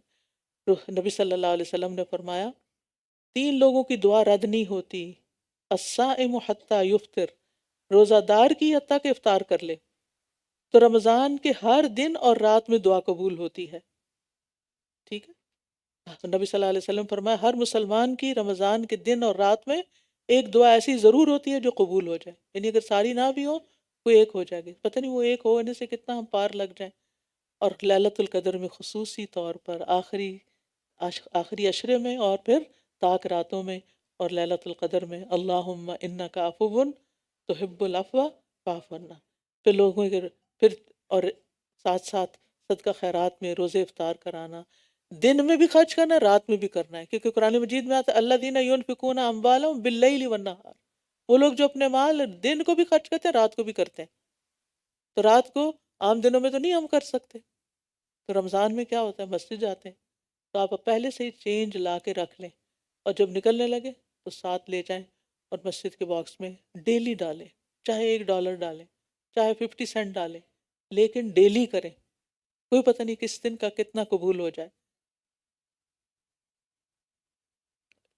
جی آن لائن والے انانیمس کلک کر سکتے ہیں، بغیر نہیں بتانا چاہتے کہ کون ہے، تو ہماری ویب سائٹ کے اوپر انشاءاللہ اس کا پورٹل موجود ہے۔ اور صدقہ جو ہے وہ گناہوں کو مٹانے کا سبب ہے، آگ سے بچانے کا سبب ہے، عرش کے سائے میں جگہ کا سبب ہے، اور پھر یہ ہے کہ صلہ رحمی سے عمر بھی بڑھتی ہے اور رزق بھی بڑھتا ہے، لہٰذا رشتہ داروں کو صرف کہیں سے اٹھا کے کوئی میسیج نہیں فارورڈ کر دینا، بلکہ دعا دینی یا کوئی اچھی چیز فارورڈ کرنی، کوئی اچھی بات بتانی ہے جو اوتھینٹک ہو، تو اس نیکی سے عمر میں اضافہ ہوتا ہے، رزق میں اضافہ ہوتا ہے۔ اور آپ سب کو دعوت دیتی ہوں کہ خود بھی اور اپنی کم از کم 5 دوستوں کو دورہ قرآن میں شریک کریں، کم از کم 5 لوگ آپ کے ہاتھ سے اس قرآن کی مجلس میں حاضر ہوں، کیونکہ خیرکم من تعلم القرآن وعلمہ، تم میں سے بہترین لوگ وہ ہیں جو قرآن سیکھیں اور سکھائیں۔ تو اور پھر دعاؤں کے علاوہ ساتھ ساتھ ذکر کرتے رہنا ہے، کم از کم دن میں 100 بار استغفار، سید الاستغفار، نبی صلی اللہ علیہ وسلم پر درود، لا حول ولا قوت الا باللہ کی تسبیح، اور ساتھ ساتھ زبان کی حفاظت بھی کرنی ہے، ٹھیک ہے، لغو باتیں نہیں کرنی، کیونکہ جب آپ اپنے آپ کو غیر اہم سے بچائیں گے تو اہم کام کر سکیں گے۔ سوشل میڈیا بند، سوائے ضروری میسیجز کے، باقی چیزیں اگر آپ نہیں دیکھیں گے تو ہو سکتا ہے بعد میں بھی آپ کو اللہ تعالیٰ توفیق دے اور لغو سے آپ پرہیز کریں۔ نبی صلی اللہ علیہ وسلم نے فرمایا روزہ صرف کھانا پینا چھوڑنے کا نام نہیں، بلکہ روزہ تو لغو اور رفث سے بچنے کا نام ہے۔ اگر روزے کی حالت میں تمہیں کوئی گالی دے یا جہالت کی باتیں کرے، نہیں کوئی لڑنے آ جائے تو کہہ دو میں روزے دار ہوں، میں تو روزے دار ہوں۔ اور پھر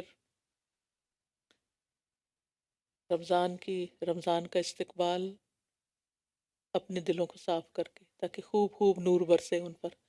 تو اللہ تعالیٰ سے دعا ہے کہ اللہ تعالیٰ ہمارے ایمان میں اضافہ کرے اور ہمارے نور میں اضافہ کرے، ہمارے علم میں اضافہ کرے، ہمارے عمل میں اضافہ کرے، اور رمضان اس طرح گزرے کہ ہمارے پچھلے سارے گناہ معاف ہو چکے ہوں، ہمارے گناہوں کے بوجھ ہٹ چکے ہوں۔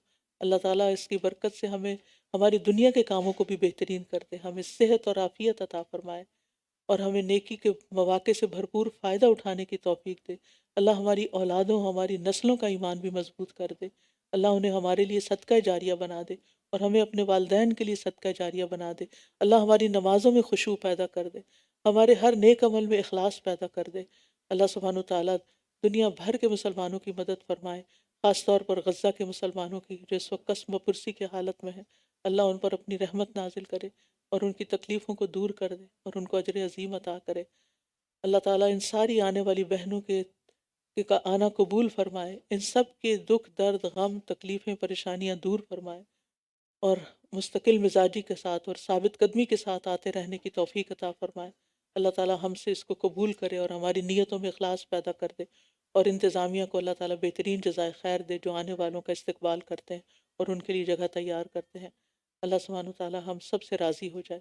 وآخر دعوانا ان الحمد للہ رب العالمین۔ سبحانک اللہم و بحمدک، اشہد ان لا الہ الا انت، استغفرک و اتوب الیک۔ السلام علیکم ورحمۃ اللہ وبرکاتہ۔